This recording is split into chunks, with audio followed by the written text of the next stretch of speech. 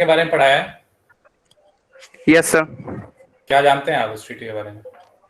Sir, Treaty of Vienna, मतलब when Napoleon was defeated in the Battle of Waterloo in 1815, Treaty of Vienna has occurred between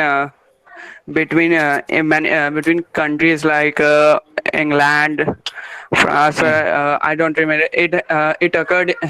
The leader, the president was Duke Metternich, an Australian chancellor. In this in sir इस when the meeting इस meeting के बाद France में वापस से Louis Louis मतलब hereditary rule आ गया, autocratic rule. और उसके बाद फ्रांस की जो टेरिटरीज थी वो जो नेपोलियन ने ऑक्युपाई की थी वो उनसे ले ली गई थी।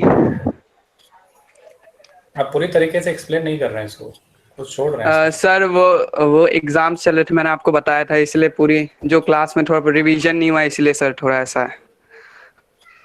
Okay, Saumya Ahuja.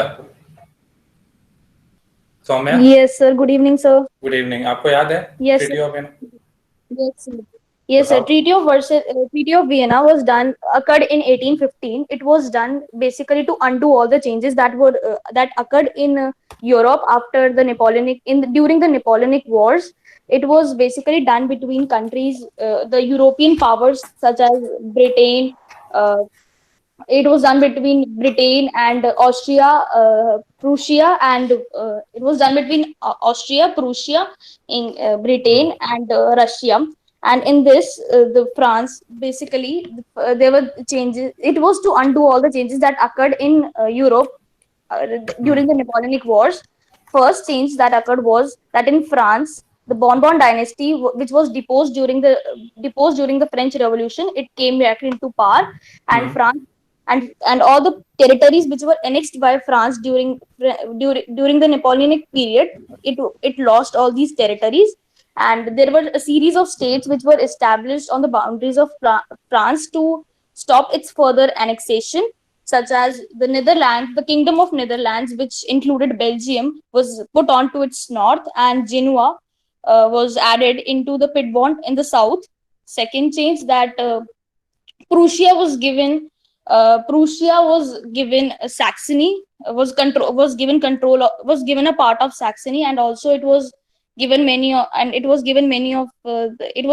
territories on its western front. Third change, Austria was given control of northern Italy. Fourth change, that the confederation of 39 states that was made by Napoleon was left untouched. Sir, that's it. And sir, one more change that Austria. Sir, यही आता है.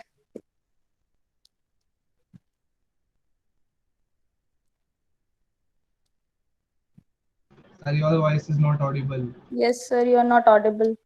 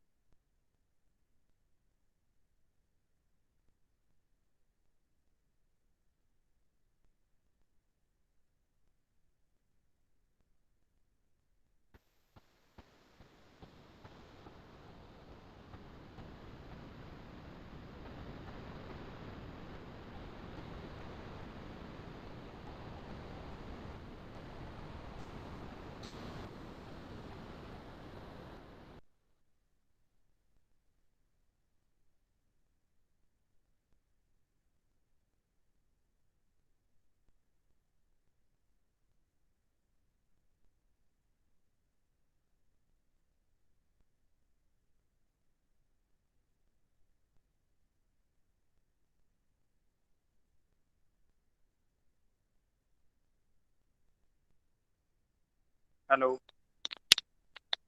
Yes, sir. Yes, sir. I think there is a problem with my PC today. Okay, so it will take some time to reopen, to restart. Okay, so meanwhile we will discuss. Okay, Treaty of Vienna. किसी को doubt है Treaty of Vienna में? No, sir. Did Soumya, you have completed Treaty of Vienna? Yes, sir. I just left one point that Russia in the east, Russia was also given a part of Poland, and basically after this, its main aim was to establish monarchy again that has been deposed during the Napoleon time. Done. Sir एक और था उसमें कि France के south में piedmont reason जुनोवा को add किया था और नॉर्थ में और That I've already told, sir. She has added I this have already point. added about Netherlands and Genoa. Kingdom of okay okay Netherlands done with done. Belgium. चलो, तो treaty of Vienna में हम लोगों ने ये देखा कि किस तरीके से जो ग्रेट पावर्स थे राइवलरीज, किस तरीके से नेपोलियन को हराने के बाद वो क्या करते हैं, टेरिटरीज जो है आपस में बांट लेते हैं और वहां से फिर से बर्बन डायनेस्टी को रीस्टोर करते हैं। ओके, और उसमें जो सम पार्ट्स हैं और किस तरीके से उन्होंने जो डिफरेंट पार्ट्स पे, ठीक है, डिफरेंट टेरिटरीज से बेहतर होगा कहना, डिफरेंट टेरिटरीज को किस तरीके से एलोकेट किया वहां देमसेल्फ, इजंट इट। तो अब उसमें से अगर हम देखें तो ऑस्ट्रिया को क्या मिल गया, नदर्न इटली मिला, मैंने बताया होगा। ऑस्ट्रिया को क्या क्या मिला, नदर्न इटली। फिर सैक्सोनी किसको मिला, who got Saxony? Austria. Austria.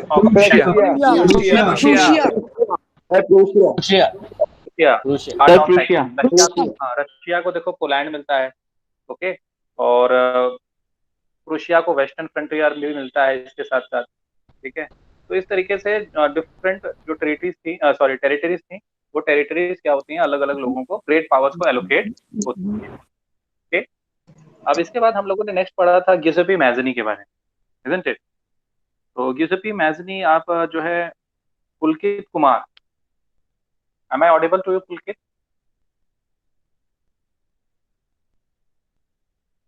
Pulkit, can you hear me?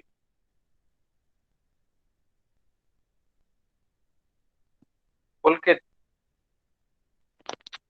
Academic department से कौन है यहाँ पे? Madhu madam? Yes sir. Madhu madam, ये एक पुलकित देखिए कौन है, अपना ही बच्चा है, क्योंकि ये आवाज दे नहीं रहे हैं, मतलब मैंने रिस्पांस नहीं दे रहे हैं, 3-4 बार मैंने बुलाया। एक मिनट सर, चेक करके बताती हूँ। सर उसका Sir, he is saying that his mic is not working. चलो ठीक है सर। इस तरीके से तो सभी लोग बच जाएंगे। माइक ठीक कराओ पुलकित, ठीक है। नेक्स्ट टाइम मैं आपसे फिर क्वेश्चन पूछूंगा, तो आप अपना माइक ठीक कराएं। Tanishk Thakur, wait for a while. Tanishk Thakur. Yes sir. आपने पढ़ा है the rise of nationalism in Europe? Yes sir. Okay, तो आप गिउसेपी मैज़नी के बारे में मुझे कुछ बताएं, क्या जानते हैं आप इसके बारे में? Sir, Giuseppe Mazzini was an Italian revolutionary. ठीक है। And sir, he became a member of the secret society of the Carbonari. And Okay. sir, he was the कौन कब हुए? Yes sir. Sir, born का कब हुए थे? He was born। सर उसका थोड़ा सर आइडिया नहीं है मुझे अभी। चलो अच्छा, और कैरी ऑन रखो। Sir, he was the founder of Young Italy in Marseille and Young Europe in Bern. Okay. And he attempted revolutionary in Liguria but was captured and sent into exile in 1831. And sir, 31 exile. Did I told you about it? Yes. चलो आगे बोलो। Revolution उन्होंने कहाँ किया था जब 1831 में भेजा गया? Sir Liguria. सर लाइजीरिया में। हाँ लिगुरिया, ओके। फिर उसके बाद next? Sir, the secret society had a vast base with members from many countries, like Poland, France, Italy, and some German states. Okay. Sir, Giuseppe Mazzini. Giuseppe Mazzini. उन्होंने societies बनाई। Yes sir. Okay, secret societies बनाई। एक का नाम रखा उन्होंने young burn और एक का नाम रखा यंग मर्सिलिस, सही है? सर यंग इटली थी, एक young Europe. Okay okay, young Italy and young Europe, ये नाम है? Yes sir. Okay, young Italy young Europe, तो ठीक है। यंग इटली आपका बना था बर्न में और यंग यूरोप मार्सिलिस में, करेक्ट है? Sir no sir, young Italy sir Marseilles में, सर यंग यूरोप बर्न में। ओके, वो क्या बिलीव करते थे इटली के बारे में? सर उन्होंने कि मतलब सर मतलब उन्होंने कहा था कि जो ये सारी जो स्टेट्स होते हैं सर, ये हमारे फायदे के लिए होते हैं सर, नुकसान के लिए नहीं होते। कोई भी सर इन पे हक नहीं जमा सकता अपना। थोड़ा यहाँ पे गड़बड़ हो रहा है। चलिए ठीक है, आप अच्छा ट्राई किया, नेक्स्ट टाइम और अच्छा पढ़िए। ठीक है, good attempt. Okay sir. Shubhoshree Pal, Shubhoshree Pal, am I audible to you? Yes, sir. आप बता सकती हैं कि वो क्या बिलीव करते थे गिउसेपी मैज़नी? So he believed that Italy had to be unified because it could not be continued it could not continue to be in separate states. Continue to be, It could not be. It could not remain as group or separate states. Okay. इसमें पूरा statement आप नहीं बोल रही हैं, और क्या? अच्छा बताओ, कोशिश अच्छा ट्राई कर रहे हो। So after that, secret societies were also set up in many countries. Secret society many countries में बनती है। ओके। Yes. इन सुबोशी नेक्स्ट टाइम पे और अच्छा पढ़ के आएंगे आप, ठीक है? Okay, sir. शिवांश गौर, शिवांश गौर,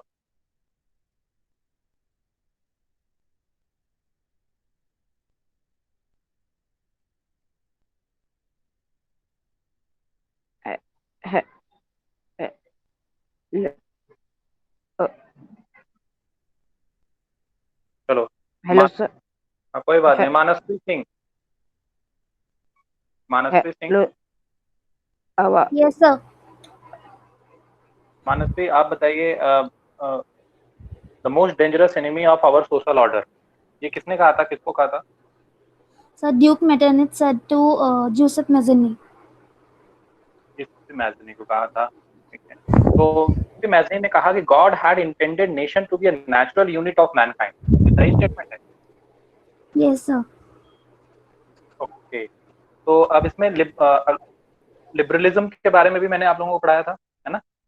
तो लिबरल नेशनलिस्ट का दो मेन एम होता है, ठीक है? दो मेन एम क्या है, वो क्या चाहते हैं वो मेनली?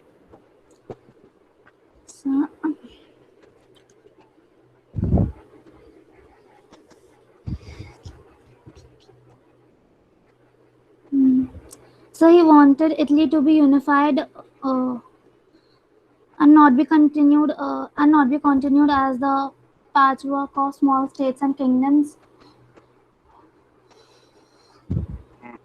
गड़बड़ हो रहा है। Yes, next sir. टाइम आप अच्छे Sorry. से ट्राई करिएगा। Yes, sir. Okay. Sorry. Yes. Hema Agarwal, Hema Agarwal, आवाज आ रही है हेमा?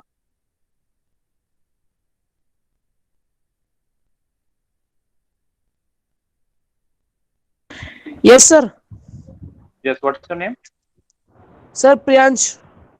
हाँ प्रियांश, आप लिबरल नेशनलिस्ट के बारे में बताइए। Sir, What new actually- admission हूँ. Sir, new admission हूँ. न्यू एडमिशन है आप? Yes, sir. समझ में आ रहा है? कितने क्लासेस लिए आपने? Sir, पहली है तो मेरी कल पहली थी, आज दूसरी है. ओके, चलो ठीक है। कुछ ना समझ में आया तो पूछ। हाँ. Asma Siraj,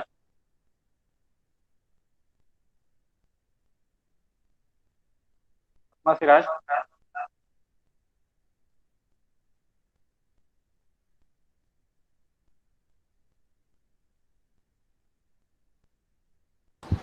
Sir, you are muted. Hello.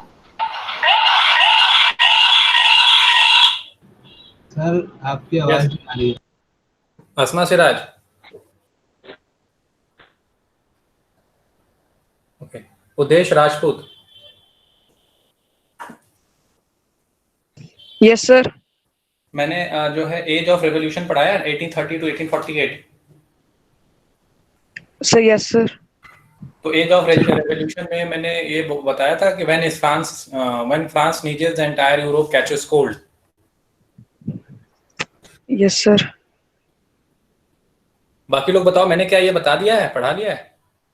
No, sir. No sir, अभी स्टार्टिंग ही हुआ है। No, sir, अभी start. ओके। तो चलिए कोई बात नहीं, तो आप लिबरल नेशनलिस्ट के बारे में बताइए उदेश। सर लिबरल नेशनलिस्ट वो थे सर जो पढ़े लिखे थे, मतलब कि सर जो सर अपनी मतलब जो वो पर्सन जो एजुकेटेड सोसाइटी से थे, जैसे कि जो स्टूडेंट्स थे, एजुकेटेड पीपल थे, तो सर वो अपनी एक सोसाइटी बना रहे थे। उन्होंने अपनी सोसाइटी को जैकोबिन क्लब्स नाम दिया था। वो फ्रेंच रेवोल्यूशन से काफी ज्यादा इंस्पायर्ड थे, तो उन्होंने वो सोसाइटी बनाई थी ताकि वो रेवोल्यूशन कर सकें। नहीं, करेक्ट नहीं है उदेश। चलो नेक्स्ट टाइम अच्छे से तैयार करना। ओके, मानस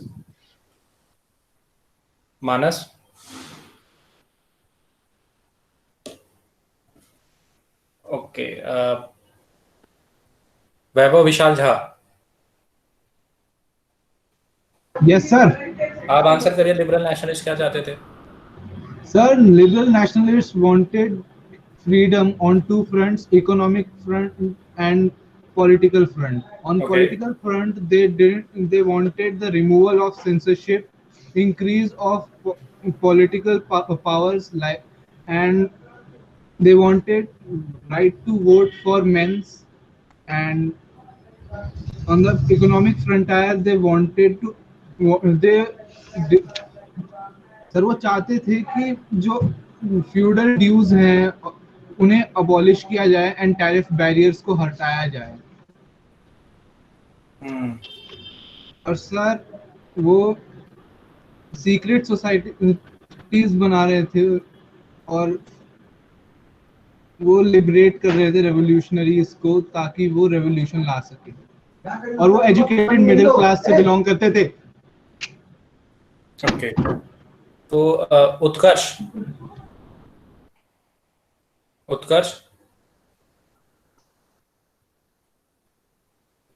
मेरी आवाज आ रही है आपको?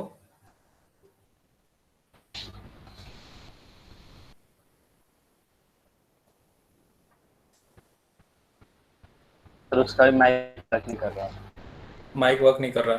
अच्छा, आप ये अच्छा जो है कि मुझे लग रहा है कुछ बच्चे ऐसे जानबूझ के तो नहीं कर रहे हैं कि माइक वर्किंग नहीं कर रहा तो आंसर नहीं करेंगे। कहीं से भी माइक बनवा के ले आओ। नेक्स्ट टाइम से ये जो 4 बच्चों ने आज ये कहा है कि माइक वर्किंग नहीं कर रहा है, तो you are responsible for this. Okay, अब जब ऑनलाइन क्लासेस चल ही रही हैं तो इसमें कुछ तो आपको इनिशिएटिव लेना होगा जिससे कि आपकी क्लासेस जो है कि अट्रैक्टिव हो, इंटरैक्टिव हो। Okay, is that clear to everyone? और आपका रिवीजन प्रॉपर तरीके से हो सके। Yes sir. Yes sir. Yes sir. आप लोगों को व्हाइट बोर्ड दिख रहा है? Yes sir. Yes sir. Yes sir. तो आज हम लोग स्टार्ट करेंगे। सर यस सर, एक बार होमवर्क बता दो क्या था, मैं बाद में आया था। होमवर्क जो मैंने पढ़ाया उसी को पढ़ के आना है। Okay sir. और सर आपने नंबर दिए तो उस पे भेजना है ना होमवर्क?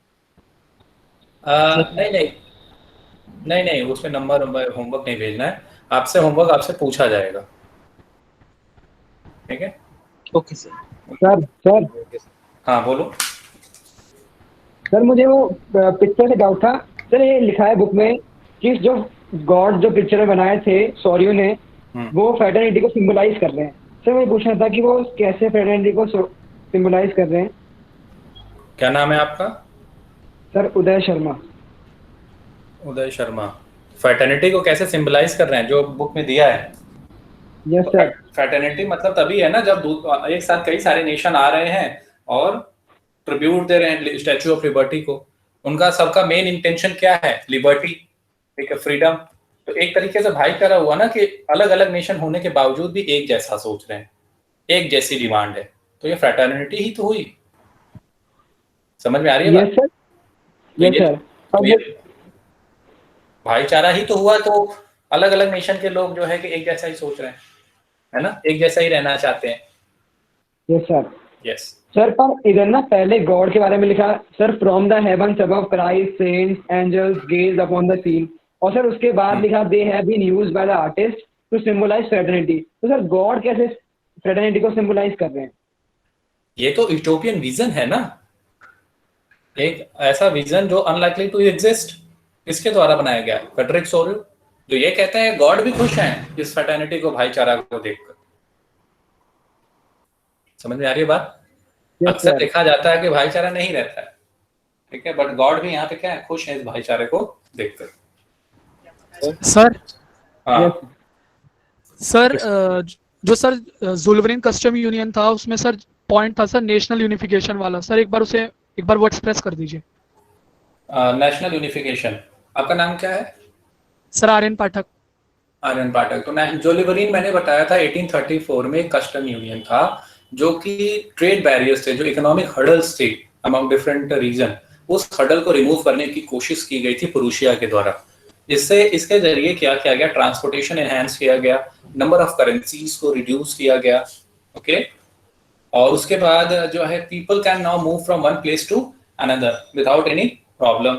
टैरिफ बैरियर्स जो थे वो भी यहाँ पे हटा दिया गया है। तो इससे क्या होगा?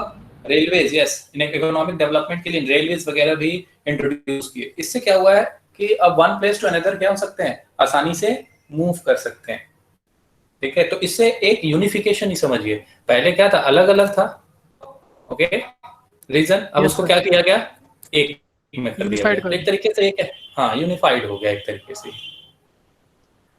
क्लियर है अब? Yes sir, thank you sir हाँ सर मॉडर्न स्टेट और सर मल्टी डायनेस्टिक एम्पायर्स में क्या डिफरेंस है? मॉडर्न स्टेट और मल्टी डायनेस्टिक एम्पायर, पहले क्या हुआ करता था, जो एम्पायर हुआ करते थे, ठीक है, वो मल्टी डायनेस्टिक होते थे, एक से ज्यादा डायनेस्टी, मतलब मल्टी नेशनल भी कह सकते हो आप उसको, ठीक है। तो वो एक से ज्यादा नेशन को क्या करते हैं, कवर अप करते हैं और उसी में रूल करते हैं। तो थोड़ी बहुत जो मॉडर्निटी आई, ठीक है, over a period of time, तो उस मॉडर्निटी में ये कहा गया कि थोड़ा सा अब चेंजेस लाओ, जो वे ऑफ लिविंग है या जो वे ऑफ यस लिविंग ही एक तरीके से कहिए, वे ऑफ लिविंग, जो वे ऑफ रूलिंग है, उसको थोड़ा उसमें चेंजेस ले आओ। तो इसमें सेंट्रलाइज सिस्टम एंड ऑल इस तरीके की बातें होती हैं। हालांकि सिटीजन ही हैं, सब्जेक्ट्स ही हैं, ठीक है, रूलर अपने आप को एक्सक्लूसिव रखता है उसमें। तो ये सारी चीजें जो है थोड़ी चेंजेस लाई गई हैं और ये चीजें नोट की गई, ठीक है, over a period of time. पर उसके बाद ये देखा गया कि लोगों के अंदर ये भावना जगी कि हम लोग अलग अलग रीजन में रहते हैं, हमारे रंग, हमारे वेशभूषा अलग हैं, हमारे ट्रेडिशन, हमारे कल्चर अलग हैं, लैंग्वेज अलग है, ठीक है, हम लोगों में कोई कॉमननेस नहीं है, एक ही कॉमननेस है कि हमारा एम्परर कोई एक है, ओके। तो नेशन स्टेट फिर वहां से इवॉल्व होता है कि जो किंग है, एम्परर और किंग में I think you know the difference. तो जो किंग है वो क्या करेगा, वो king along with its citizens, ठीक है, एक अपना वेल डिफाइंड टेरिटरी बनाएगा और उसका एक नाम रखेगा नेशन स्टेट, ठीक है, जिनके अपन कॉमन कल्चर होंगे, कॉमन पास्ट होगा। कॉमन वर्ड यहाँ पे देखना यूज किया गया है, जिससे कॉमन नहीं है they will not be a part of that nation particularly, ठीक है। Okay sir. Sir yes sir, ये पूछा जा सकता है कि यूसुफ मैज़ीनी ने यम यूरोप कब स्टार्ट किया था? नहीं सर, क्योंकि मेरे को लगा पेज नंबर 12 पे पिक्चर है ना, उस पे लिखा है Yusuf Mazzini and the founding of Young Europe in Berne 1833 है, तो बट उसमें I don't think so, but if you want you can write it down. Mazzini की बर्थ डेट वो बता दो। यस, मैज़नी के बारे में अभी हम लोग डिस्कस करेंगे आगे। 1807 है, जिनोवा है ना। Excuse me sir. Yes sir, DPP में क्वेश्चन था, treaty of Vienna 1815 is also known as, sir इसका आंसर क्या है? ट्रीटी ऑफ वियना, क्या आंसर है? Treaty of general alliance. Treaty of general alliance. Okay sir, thank you. थोड़े बहुत question out of the box भी होंगे, ठीक है, तो उसको आप लोग क्या करेंगे, लिखेंगे और उसको मेमोराइज भी करेंगे। सर, कैरिकेचर कौन होता है? कैरिकेचरिस्ट? कैरिकेचर मतलब कार्टून बनाना, ठीक है, ह्यूमन बीइंग्स का, उसको कैरिकेचर नाम दिया गया है। जैसे आप देखते हो कि आज तक वगैरह दिखाता है, कौन सा है, सो सॉरी, देखा है आपने? Yes sir. उसी को कैरिकेचर कहो। अब हम लोग अपना टॉपिक स्टार्ट करते हैं, ठीक है, डाउट होगा तो आप लोग अब पूछिएगा। यस सर, नेपोलियन 1813 से मतलब 1815 से पहले भी हारा था। 1815 लिपिड्स का है, एक 1814 में हुआ था, उसमें डिफीट हुआ था। 1830 1848 ठीक है, अब एज ऑफ रेवोल्यूशन में आते हैं। अभी तक हम लोगों ने ये पढ़ा कि किस तरीके से नेशन स्टेट का आइडिया इवॉल्व होता है। ओके, सभी लोग अपने माइक ऑफ कर लें। तो इसमें हम लोगों ने इस आइडिया को समझा किस तरीके से over a period of time nation state का आइडिया आता है। लिबरल नेशनलिस्ट, जिसको मैंने अब जो मैं पूछ रहा था कि दो आइडिया बताओ जो लिबरल नेशनलिस्ट चाहते हैं, दो मेन फिलॉसफी, तो वो है एक government by consent, political freedom and economic freedom. Economic freedom different reason है, सब रीजन को एक करो, ओके, और वहां पे करेंसीज रिड्यूस करो, वेट एंड मेजरमेंट इक्वल करो। एले उसका जो एग्जांपल मैंने पिछली क्लास में दिया था वो है। तो इस तरीके की अब कंसेप्ट लोगों के अंदर ये आ रही हैं, ओके। और इन्होंने सब सीखा कहाँ से, किसने इंस्पायर किया इनको इंस्पायर किया फ्रेंच रेवोल्यूशन ने। फ्रेंच रेवोल्यूशन से बहुत ज्यादा इंस्पायर्ड थे और उसी तरीके से नेशन स्टेट बनाने की कोशिश कर रहे थे इंटायर यूरोप में। अब यहाँ पे नेशन स्टेट बनने की प्रक्रिया में क्या होता है, सीरीज ऑफ टाइम लगता है, ठीक है।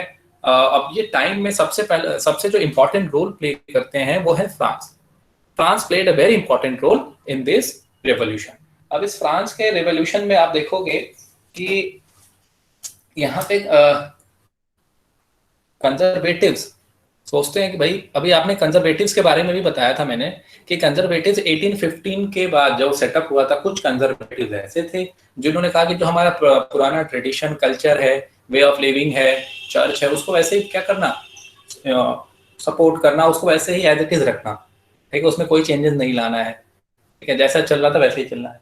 कुछ ऐसे कंजर्वेटिव्स थे जिनका ये मानना है नहीं, जैसे नेपोलियन ने अपने चेंजेस लाए हैं, ठीक है, नेपोलियन ने अपने कार्यकाल में, अपने रेन में चेंजेस लाए हैं, उसी तरीके से हमें भी एडमिनिस्ट्रेटिव चेंजेस लाने चाहिए ताकि हम जो है इफेक्टिवली अपने सब्जेक्ट्स को रूल कर सकें। बट उनकी बात उस समय नहीं मानी जाती है। अब यहाँ पे होता क्या है कि कंजर्वेटिव्स जो हैं वो सोचते हैं कि लिबरल नेशनलिस्ट के आइडिया ज्यादा पनपे ना, बढ़े ना, हमें अपने पावर को क्या करना है, कंसोलिडेट करना है। पावर को क्या करना है, कंसोलिडेट, ठीक है, कंसोलिडेट करना है पावर को। और इसी तरीके से जब कंसोलिडेशन में वो लगे तो जो लिबरल नेशनलिज्म है, ओके, या लिबरल नेशनलिस्ट जो है वो अलग अलग जगहों पे क्या करते हैं, फिर विरोध करते हैं इसका, ठीक है। और रेवोल्यूशन देखा जाता है मेनी रीजन में, रेवोल्यूशन इन मेनी रीजन, कई सारे रीजन में रेवोल्यूशन देखा जाता है। अब इस रेवोल्यूशन से हुआ क्या कि पर्टिकुलरली आप देखो कि जो रेवोल्यूशन होता है वो इटली में होता है। हम इटली के बारे में पढ़ेंगे, जर्मनी में होता है, जर्मनी के बारे में पढ़ेंगे, ऑटोमन एम्पायर के बारे में पढ़ेंगे, बाल्कन स्टेट, ओके। तो इन तीनों जगह पे पर्टिकुलरली आप याद रखना रेवोल्यूशन होता है, ओके। अब इस रेवोल्यूशन में यूरोप भी लिखो, इसी में आ गया हालांकि, एक्सेट्रा।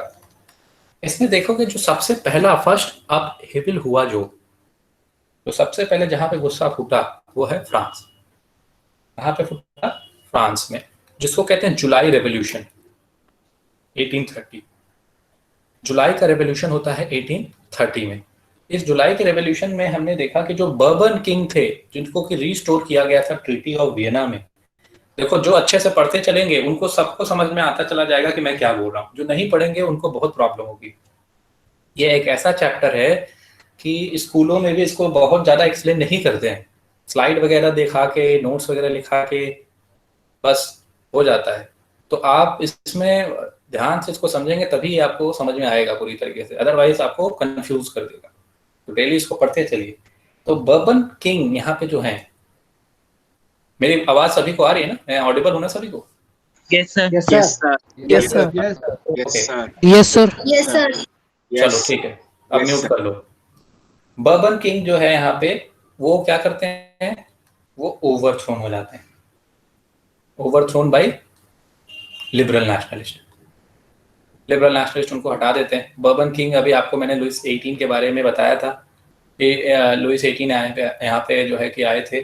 तो अब यहाँ बर्बन किंग जब हट गए यहाँ से, तो यहाँ पे इनको हटाने के बाद किसको बनाया गया राजा, यहाँ पे कॉन्स्टिट्यूशनल मोनार्की आती है, याद रखना क्या आई, कॉन्स्टिट्यूशनल मोनार्की। अब इस कॉन्स्टिट्यूशनल मोनार्की में देखोगे तो लुइस फिलिप, पिछली क्लास में आप में से कुछ लोग कह भी रहे थे, लुइस फिलिप को क्या बना दिया गया, राजा बना दिया गया। लुइस फिलिप अब राजा है, लुइस फिलिप क्या है, अब राजा है। तो लुइस फिलिप के बाद अब आप देखोगे कि अब धीरे धीरे लोगों के अंदर जो चले रब दिस, आप सभी भी ऐसे लिख रहे हैं ना नोट्स के तौर पे? यस सर लिख रहे हैं, पर Yes, एक sir. Doubt yes sir. जो लोग नहीं लिख रहे हैं वो लिखते रहिए। ये अलग अलग पॉइंट्स अगर आप बाद में देखोगे जब, तो आपको थोड़ी बहुत चीजें क्या होंगी, याद होंगी कि सर ने ऐसा बताया था, सर ने वैसा बताया था। ओके, नहीं सर, तो अलग अलग पॉइंट्स मत करना अभी। बोलो, कोई कुछ कह रहा है? सर एक डाउट है। बोलो। सर कंजर्वेटिव्स पावर कंसोलिडेट करवाना चाहते थे। अपने पावर को कंसोलिडेट मतलब क्या करना, कि बढ़ाना, यहाँ पे समझ लो इकट्ठा करना। पावर इंक्रीज करने के लिए पावर को इकट्ठा करने की कोशिश की जा रही है। समझ में आ रहा है?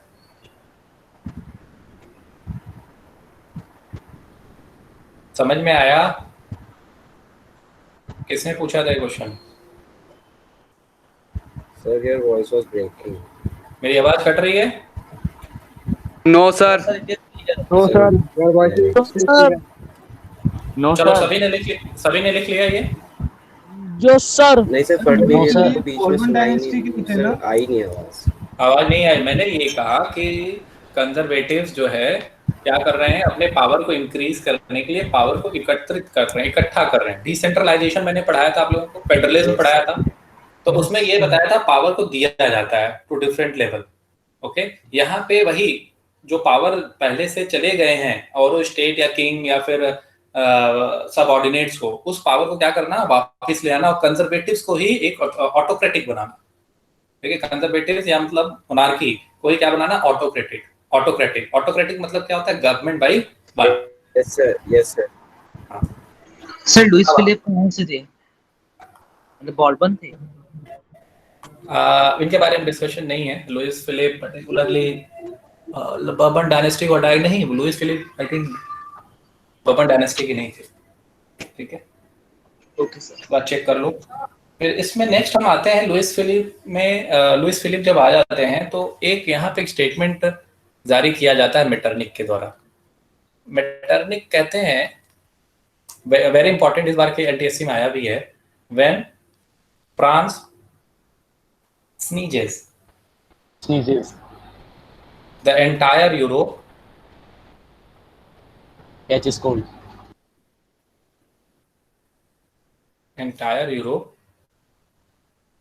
Catches cold। अब इसका क्या मतलब है, ये बहुत इंपॉर्टेंट भी है, आपको ये कंटेक्स्ट को समझना होगा। जब भी आप देखोगे कि यूरोप में फ्रांस अगर छींकता भी है तो पूरे यूरोप को सर्दी पकड़ लेती है। मतलब कुछ भी फ्रांस में होता है तो वो धीरे धीरे डिफरेंट रीजन ऑफ यूरोप में भी होगा। ओके, मेटरनिक ने इसको इस तरीके से रिमार्क किया, और हुआ भी ठीक इसी तरीके से। फ्रांस में जैसे ही यहाँ पे जुलाई का रेवोल्यूशन हुआ, वहां पे फिर आप देखोगे ब्रुसेल्स, जो कि आपने पढ़ा भी है पावर शेयरिंग में, ब्रुसेल्स जो है बेल्जियम को लेकर, ठीक है, कहां से ब्रेक हो जाता है,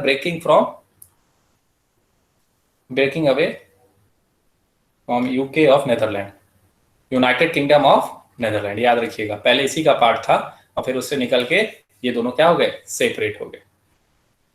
ओके, तो ये एक दूसरा दिखा हमें। पहला हमने देखा फ्रांस का केस और दूसरा देखा ब्रसेल्स का केस। अब ब्रसेल्स के केस के बाद हम लोग नेक्स्ट अगर हम देखें तो हमारा एक बहुत इंपॉर्टेंट टॉपिक है जिसको कहते हैं Greek war of independence. Very important for your examination. Greek war of independence can be asked in your examination. Okay, so you will prepare short notes on this.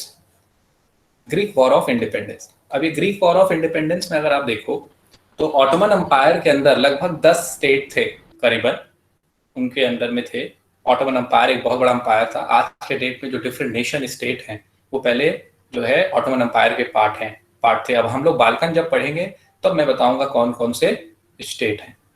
ठीक है, उसमें आप ऐसे याद कर लो, RBA, GCM, भाषण 1 2 3 4 5 6 7 8 9 10 है। Romania, Bulgaria, Albania, Greece, Croatia, है ना, मैसेडोनिया, बोस्निया हर्जेगोविना, स्लोवेनिया, और ये मोंटेनेग्रो। एक एस से छूट रहा है, क्या हो सकता है, स्लोवाक्स। ठीक है, तो हम लोग ये भी बाद में देखेंगे। तो इसमें ग्रीस भी था।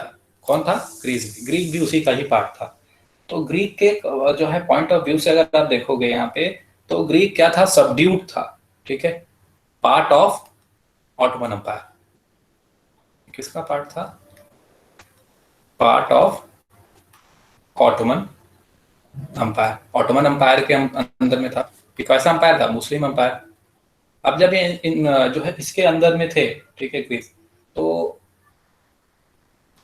यहाँ पे इन लोगों के अंदर ये बातें आ रही थी कि भाई ऑटोमन एम्पायर से हमें क्या करना है, बाहर निकलना है, ओके, और ये ऑटोमन एम्पायर ने हमारे ऊपर जबरदस्ती कब्जा किया है।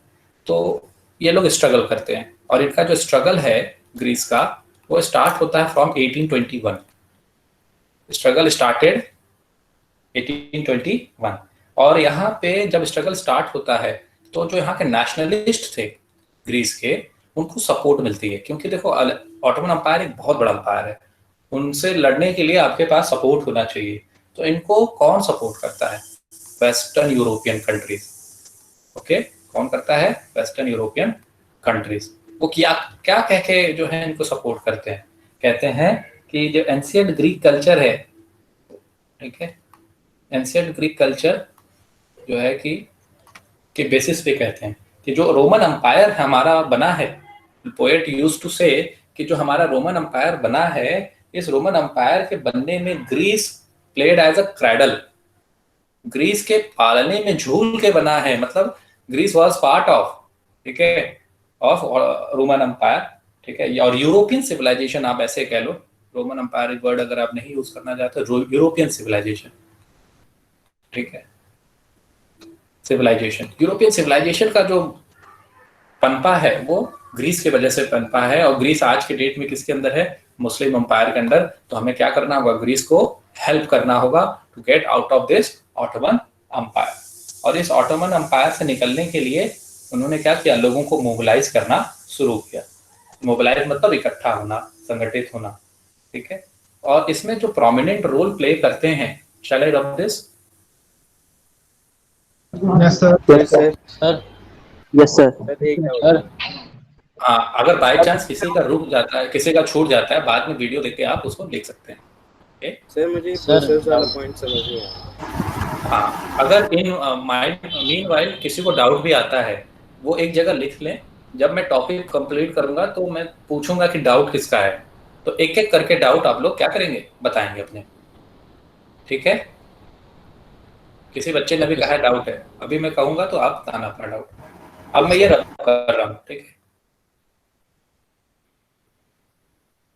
सर लिखा है Louis Philippe is the cadet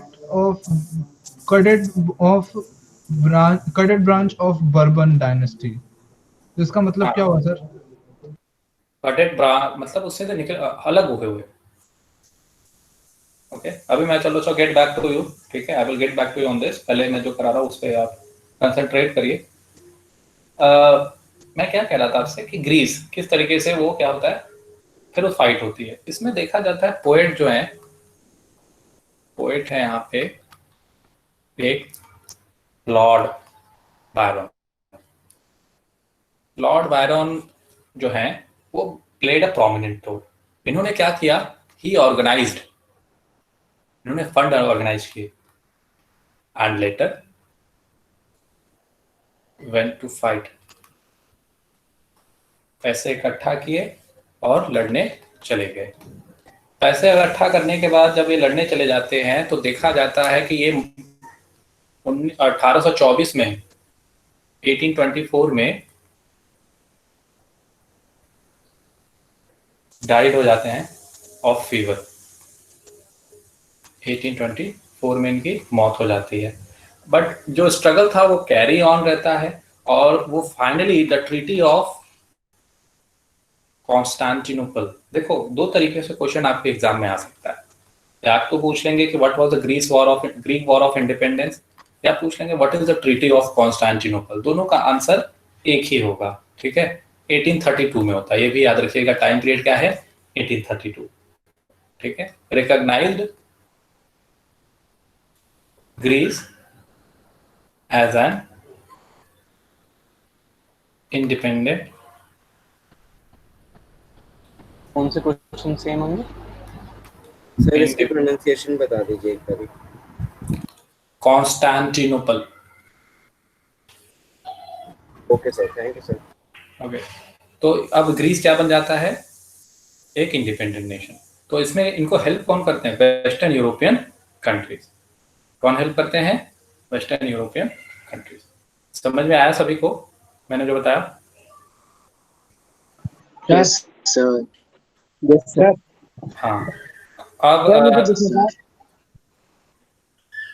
yes, someone is saying something. Yes sir, तो मुझे पूछना था कि वेस्टर्न कंट्रीज ने ग्रीक की हेल्प क्यों करी? क्योंकि उनका मानना है कि जो है कि ग्रीस में यूरोपियन जो सिविलाइजेशन बनती है, बड़ी हुई है, वो ग्रीस का उसमें बहुत बड़ा रोल रहा है, तो हमें ग्रीस का क्या करना चाहिए? हेल्प करना चाहिए। तो सर उनका कोई सेल्फिशनेस या कोई उनका सेल्फ कोई एम नहीं था उसमें? मतलब सर उनका खुद का कोई स्वार्थ नहीं था उसके अंदर? उनका स्वार्थ, अब देखो स्वार्थ की बात यहाँ पे ऑब्वियसली हर किसी का कुछ ना कुछ स्वार्थ होता ही है। अब इसमें आप इस तरीके से भी समझ लो कि हो सकता है वो जो है कि मुस्लिम एम्पायर को एक्सपैंड ना करने देना चाहते हैं। बहुत सारी बातें होते हैं, देखो तो इसमें हम जो है कि इसको यहाँ पे इस तरीके से समझेंगे नहीं यहाँ पे, ठीक है? क्योंकि स्वार्थ अलग अलग लोगों का अलग अलग होता है। कुछ कहते हैं हम इसलिए कर रहे हैं, कुछ कहते हैं हम इसलिए कर रहे हैं, तो सबका अपना स्वार्थ होता है किसी न किसी काम को कराने के लिए। Is that clear sir?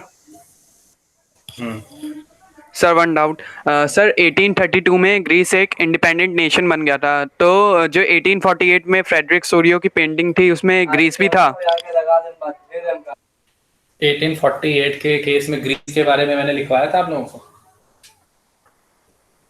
वो सर उसमें यूएस और स्विट्जरलैंड ही आपने बताया था कि यूनाइटेड नेशन थे। हाँ, उन्होंने ग्रीस के बारे में नहीं दिया है, लिखा है उसमें, ठीक है? फ्रेडरिक सोरियो ने ग्रीस के बारे में एक्सप्लेन नहीं किया है, उन्होंने मेजर कंट्रीज के बारे में यहाँ पे डिस्कशन किया है। सर 1848 में ग्रीस भी एक इंडिपेंडेंट नेशन था। हाँ, ट्रीटी ऑफ कॉन्स्टेंटिनोपल के बेसिस पे Greece become an independent nation. Sir ये जो लॉर्ड बायरन है वो फेमस थी क्या? Lord Byron, yes, very famous personality in Greece. Okay, अरे सर ये ग्रीस में इंग्लिश पोएट। यस। अब यहाँ पे रीडिंग वाला पोर्शन कंप्लीट कर लो। Okay, Subodhshi Pal, am I audible to you? Yes, sir. Continue करो reading. Sir, Age of Revolution, sir. Yes, from the age of revolution. Okay. The Age of Revolutions, 1830 to 1848. As conservative regimes tried to consolidate their power, liberalism and nationalism came to be increasingly associated with revolution in many regions of Europe, such as the Italian and German states, the provinces of the Ottoman Empire, Ireland, and Poland. These revolutions were led by the liberal nationalists belonging to the educated middle-class elite, among whom were professors, school teachers, clerks, and members of the commercial middle classes. The first upheaval took place in France in July 1830. The Bourbon kings, who had been restored to power during the conservative reaction after 1815, were now overthrown by liberal revolutionaries, who installed a constitutional monarchy with Louis Philippe at its head. When France sneezes, Metternich once remarked, the rest of Europe catches cold. The July Revolution sparked an uprising in Brussels, which led to Belgium breaking away from the United Kingdom of the Netherlands. An event that mobilized nationalist feelings amongst the educated elite across Europe was the Greek War of Independence. Greece had been part of the Ottoman Empire since the 15th century. The growth of revolutionary nationalism in Europe sparked off a struggle for independence amongst the Greeks, which began in 1821. Nationalists in Greece got support from other Greeks living in exile and also from many West Europeans who had sympathies for ancient Greek culture. Poets and artists lauded Greece, as the cradle of underline European civilization, and mobilized public opinion to support its struggle against the Muslim Empire. The English poet Lord Byron organized funds and later went to fight in the war, where he died of fever in 1824. Finally, the Treaty of Constantinople of 1832 recognized Greece as an independent nation. Okay, समझ में आया सभी को? क्या मैंने ये सारे point discuss कर लिए हैं? Yes, sir. Yes, sir. Yes, sir. Okay, Yes, sir. Sugoshi, yes, Sugoshi, आपने बहुत अच्छा रीडिंग किया, ठीक है, वेल डन। अच्छा, जो बच्चे अच्छा रीड कर सकते हैं वो अपने नाम चैट बॉक्स में लिख देंगे, ठीक है, because most of you I don't know, ठीक है, most of you are unaware of me as well as I also, तो I should know that who can read better, ठीक है, तो आप जो है अपने नाम लिख देंगे, फिर मैं क्या करूँगा, एक एक करके पिक करूँगा और रीडिंग कंटिन्यू कराऊंगा। नेक्स्ट क्या है, the romantic imagination and national feeling. अब ये जब पॉइंट आप पढ़ोगे तो इस पॉइंट में you will find something different, ठीक है, और जब आप पढ़ोगे द नेशनलिज्म इन इंडिया, वहां पे भी आएगा the sense of collective belongingness, somewhere you can relate this with that one. अगर कुछ लोगों ने ये पढ़ लिया है nationalist in India, okay, nationalism पढ़ा है सभी ने इंडिया के में किस तरीके से इमर्ज होती है? No sir, No, sir. No, sir. No, sir. No, sir. चलो, नो सर, कोई बात नहीं, तो आप लोग देखो मैं आगे हालांकि जब पढ़ाऊंगा तो इसको भी वहां पे रिलेट कर दूंगा। रोमांटिसिज्म के बारे में पढ़ेंगे, ठीक है, तो ये रोमांटिसिज्म था क्या? ये एक कल्चरल मूवमेंट था, कई बार क्वेश्चन आया भी है, इसको लिख लो, it was a cultural movement. क्या था ये? Cultural movement which sought to develop a particular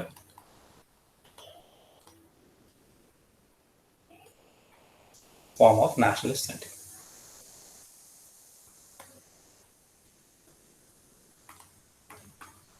Particular form of nationalist sentiment. तो जो यहाँ के इसके जो साइंटिस्ट थे, कल्चरल मूवमेंट है ये याद रखिएगा, जो ये साइंटिस्ट थे रोमांटिक साइंटिस्ट, ओके, इन्होंने क्या कहा कि जो हम लोग लड़ाई जीतते हैं, ठीक है, तो जरूरी नहीं है कि हम ग्लोरीफाई करें, glorification of reason and science, सोच के और साइंस के थ्रू, ओके, आर्म्स एंड एमिनेशन के थ्रू, वॉर के थ्रू ही कोई लड़ाई जीते, ओके, हमें इन स्पाइट ऑफ दिस, ठीक है, there is a great power, ठीक है, जो इसको बड़े आसानी से क्या कर सकती है, नेशनलिस्ट सेंटिमेंट को जगा सकती है। क्या है वो? इमोशंस। राइट डाउन समवेयर, लिख रहे हो सभी तो इसको लिख लेना, इंट्यूशन, मतलब एक टाइप से गांधी की अहिंसा वाली theory. Yes yes yes, somewhere you can say, but इसको थोड़ा ध्यान से लिखो, ये एग्जाम में आया हुआ अभी क्वेश्चन है। इंट्यूशन एंड मिस्टिकल फीलिंग, लोगों के अंदर ये फील कराओ दैट योर कंट्री और your territory is under foreigners, okay, जब वो उनके अंदर फील होगा तो उनको फिर आपको समझाना नहीं होगा, उनको साइंस नहीं बताना होगा कि क्यों लड़ना है, कैसे लड़ना है। जब उनको लग गया कि नहीं यही हमारे नेशन है और इसी के लिए हमें फाइट करना है, अदरवाइज हमें हमेशा क्या होगा, गुलाम बन के रहना होगा, तो ऑटोमेटिकली वो क्या करेंगे, आर्म्स एंड एमिनेशन लेके खड़े हो जाएंगे और खुद से फिर लड़ेंगे। आपको उनको फिर फोर्स नहीं करना होगा कि जाओ लड़ो और जो है देश को बचाओ। जब उनके अंदर ये देशभक्ति की फीलिंग आ गई, ओके, और जब ये अंदर से उनके जब बढ़ती है, पनपती है, तब जो है जो नेशनल सेंटिमेंट है या फिर जो नेशनल स्ट्रगल है वो कोई दूसरा ही रूप ले लेता है। ठीक है, समझ में आ रहा है सभी को? तो सर ये चीज देशभक्ति बढ़ाने के लिए करी जाती है। हाँ, इन्होंने बताया रोमांटिसिज्म में कि ये भी तरीके हैं जिससे लोगों के अंदर आप जो है कि नेशनलिस्ट सेंटिमेंट्स को क्या कर सकते हो, इंक्रीज कर सकते हो। उनके रिवाइवल ऑफ कल्चर, उनके कल्चर को रिवाइव करो, ओके, उनको उनका पास्ट याद दिलाओ, अ हीरोइक पास्ट। ठीक है, कि आप आपके पहले वाले पूर्वज क्या थे, हीरो थे, आज के डेट में आप गुलाम हो। ठीक है, तो आप क्या करो, फाइट करो अगेंस्ट होम, फॉरेनर्स। तो सर ये सब बोला किसने कि ऐसा करो? तो ये एक आइडियोलॉजी है। अभी आप देखोगे, ये अभी आगे तो अब जब टॉपिक को और बढ़ाऊंगा तो आप देखोगे किस तरीके से अलग अलग रीजन में ये अलग अलग फिलोसफर्स ने क्या किया, इसको एक्सप्लेन किया और लोगों के अंदर ये सेंटिमेंट्स को बढ़ाया। पर सर पहले स्टार्ट किसने किया था, कौन सी कंट्री में किसने स्टार्ट किया था? रोमांटिसिज्म यूरोप में स्टार्ट हुआ था, जॉन गॉटफ्राइड हर्डर उनमें से एक प्रोमिनेंट है, ठीक है, जिन्होंने एक प्रोमिनेंट रोल प्ले किया था रोमांटिसिज्म को के रिवाइवल में। हम लोग अभी आगे पढ़ेंगे। लेकिन सर ये तो वॉर को एनकरेज कर रहे हैं। वॉर तो होना ही है, नेशन स्टेट तो बनना ही है ना हर हाल में, समझ में आ रहा है? लेकिन सर नेशनलिज्म इन इंडिया में तो सर वॉर से तो हमने करा ही नहीं था, लेकिन कुछ हुए थे, लेकिन हमने तो वैसे क्यों नहीं हुआ था वॉर में? आपको किसने बताया कि वॉर नहीं हुआ था स्ट्रगल में? मतलब सर वो थोड़े बहुत इंसिडेंट हुए थे, चोरी चौरा, जलियांवाला बाग एक्सेट्रा, लेकिन सर अरे मोस्ट तो आपने अभी पूरा पढ़ा ही नहीं ना। क्विट इंडिया मूवमेंट में देखो क्या होता है, ठीक है? क्विट इंडिया मूवमेंट तो आपने पढ़ा ही नहीं है। आपने सिर्फ क्या पढ़ा है? आपने पढ़ा है दो नेशनल मूवमेंट, एक सिविल डिसोबीडियंस पढ़ा होगा और एक आपने पढ़ा होगा कौन सा है, खिलाफत movement. Yes non cooperation movement, yes correct. तो नॉन कॉपरेशन और आपने सिविल डिसोबीडियंस के बेसिस पे बोला है। क्विट इंडिया मूवमेंट में देखिए, you will find that there was a violence also, ठीक है? ओके सर, हम जब पढ़ेंगे तो वहां पे डिस्कस करेंगे, ये यहाँ पे अभी नहीं डिस्कस करना है। तो रोमांटिसिज्म में हम लोग थे, तो रोमांटिसिज्म में हमें क्या करना है, अब ये किस पे जो है फोकस करते थे मेनली, फीलिंग, जो मिस्टिकल फीलिंग थी। तो मेनली ये कहते थे कि देखो हमारे क्या है, शेयर्ड कलेक्टिव हेरिटेज है। क्या है? हमारे अपने शेयर्ड कलेक्टिव हेरिटेज है, हमारा अपना कॉमन कल्चर है। ओके, तो हमें एक साथ लड़ना होगा, ठीक है? और हमारा अपना पास्ट है, कॉमन पास्ट है, ऐसे कह लो। तो इस तरीके से लोगों के अंदर फाइट करने को, क्या जो है आप कह सकते हो, मोबिलाइज करने की कोशिश की जाती थी। अब जैसे कि मैंने बताया, जॉन गॉटफ्राइड हर्टर, ठीक है, he played a very prominent role in Germany in doing so. Okay, shall I rub this? Yes, sir. Sir, please wait. Write it down fast. Yes, sir.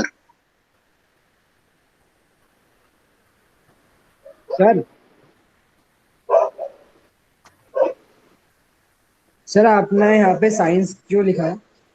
Reason and science, logic, science, लड़ना क्यों है, ठीक है? What is the requirement over here? Science का glorification हो रहा था ना उस समय, समझ में आ रही है बात? इसीलिए साइंस वर्ड यूज कर दिया। सर बट उन्हें नीड क्या थी आजादी की?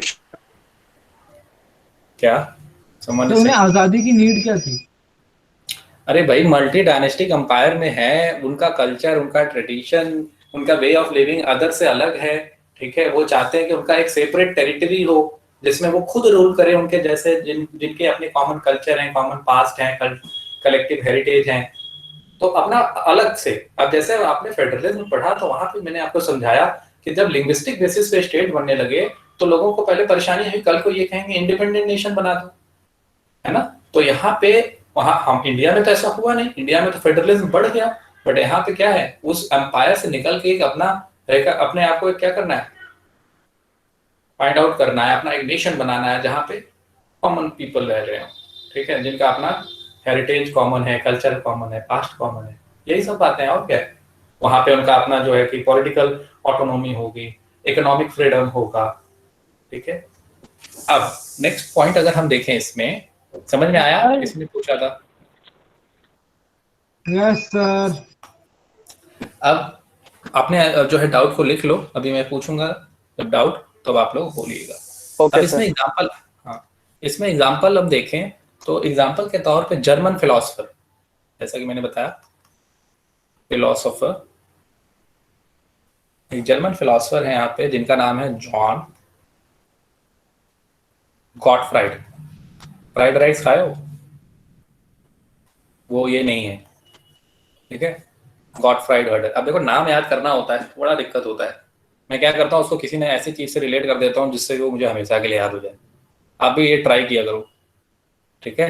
जब कोई अटपटा सा नाम दिखे या फिर कुछ ऐसा पॉइंट दिखे जो आपको याद करने में बड़ी मुश्किल हो रही हो, उसको ऐसे किसी चीज से जोड़ दो, ठीक है, जो थोड़ा सा आपको लगे कि नहीं मैं मुझे हमेशा याद रहता है। ओके, तो वो क्या होगा, हमेशा के लिए आपके दिमाग में बर्न हो जाएगा मेमोरी में। ये ऐसे मैं करता हूँ, आप अपना खुद डिसाइड कर सकते हो। अब जर्मन कल्चर, अब इन्होंने क्या कहा, जॉन गॉटफ्राइड हर्डर ने, कि जर्मन कल्चर जो है उसको हमको क्या करना है, डिस्कवर करना है, लोगों के अंदर बढ़ाना है, डिस्कवर करना है, ठीक है। किसके अंदर, पर्टिकुलरली कॉमन पीपल, लोगों को एहसास दिलाना है कि हमारा अपना कल्चर क्या है। कॉमन पीपल को उन्होंने क्या बुलाया, दास वोक। याद रखिएगा, एनटीएससी में आया हुआ क्वेश्चन है, क्या बुलाया उन्होंने, दास वोक। अब ये कैसे किया जा सकता है, इनके मन में ये कैसे डिस्कवर करोगे, by mean of folk song, गीत गाथाओं के थ्रू, लोक संगीत, ठीक है, फोक पोएट्री। फोक समझते हो ना आप? यस सर, उनका रीजनल अपना लोकल फोकलोर कह दिया, अगर मैंने फोकलोर कह दिया तो उसमें सॉन्ग्स आ गया, पोएट्री आ गया, डांस आ गया, ठीक है, लोकगीत, संगीत, नृत्य, ठीक है। तो इस तरीके से ये सारी चीजें जो अगर आप उनको दिखाओगे, ठीक है, ये सारी चीजों से हमको आप एक इकट्ठे कर सकते हो। अब जैसे हमारे यहाँ इंडिया में भी तो है कई सारे कल्चरल डांसेस हैं, आप जानते हो, Kuchipudi, Kolattam, Bharatanatyam, yes sir, yes sir, Giddha नाच, भांगड़ा, अलग अलग देशों में। अब यहाँ पे भी ये ऐसे ही कुछ कहा जाता है। और ये ट्रू स्पिरिट ऑफ नेशन तभी इनके अंदर आएगा, ट्रू स्पिरिट ऑफ नेशन तभी इनके अंदर इंक्रीज होगा। और नेशन को उन्होंने किससे जो है बताया, क्या बताया नेशन को, वोकजिस्ट। वोकजिस्ट स्पेलिंग देख लेना एक बार, अगर गड़बड़ हो तो बताना। सही है?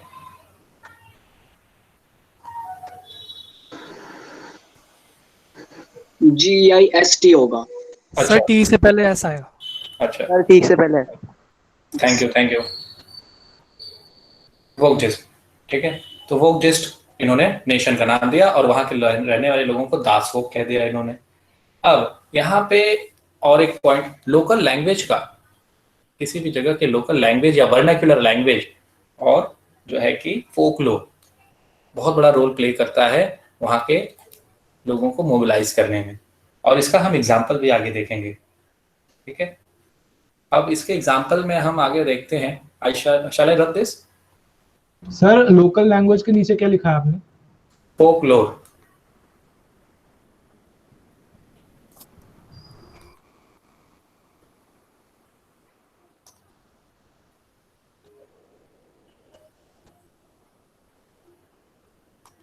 चलो मैं इसको इरेज कर रहा हूँ, आप लोग इसको यस। तो एक टाइप से ट्रू स्पिरिट ऑफ नेशन को बस एक नाम दे दिया गया, वोकजिस्ट। हाँ, नेशन को नाम दिया गया वोकजिस्ट, जिसके लिए इन्हें फाइट करना है। सर, नेशन का? हाँ, नेशन। अब यहाँ पे हाँ, मैं क्या बता रहा था, पोलैंड के बारे में। जब हमने ट्रीटी ऑफ वियना पढ़ा, तो ट्रीटी ऑफ वियना में हमने ये पढ़ा कि पोलैंड किसके अंदर आ गया, कौन आ गया पोलैंड पे? पोलैंड को सबजुगेट कर दिया गया है ग्रेट पावर में। रशिया। ठीक है, ग्रेट पावर ने किया, रशिया। ओके, ग्रेट पावर ने क्या किया, इस पे पार्टीशन कर दिया, ठीक है, इसका पार्टीशन कर दिया।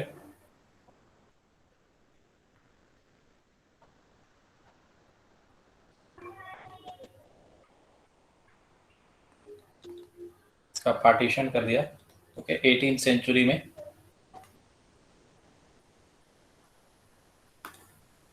मेन कौन है यहाँ पे, रशिया, प्रूशिया,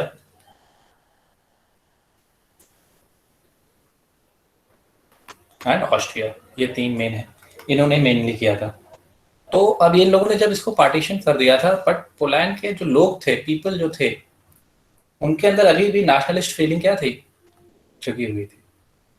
उनके अंदर थी नेशनलिस्ट फीलिंग कि ये लोग हमें क्या कर चुके हैं, सबजुगेट कर दिए हैं, इनके अंदर हमें रहना पड़ रहा है, बट हमारा अपना एक नेशन था, ठीक है। और उसको वो रिवाइव कैसे रखते हैं, उसको जीवित कैसे रखते हैं, म्यूजिक एंड लैंग्वेज, अपने लोकल म्यूजिक और लैंग्वेज के हेल्प से उसको क्या करते हैं, उसको जिंदा रखते हैं, अलाइव रखते हैं। और इसमें जो प्रोमिनेंट रोल प्ले करते हैं वो है Karol Bagh. Okay, sorry, it's Karol Kurpinski, my mistake. Karol Kurpinski ने, ठीक है, स्ट्रगल किया to this, to in making it alive, ठीक है। और ओपरा और म्यूजिक के थ्रू, ओपरा थिएटर और म्यूजिक जानते हो, होता है, पढ़ा होगा आपने। तो ओपरा म्यूजिक वगैरह कराया। और जो फोक डांस और फोक डांस अगर देखो तो फोक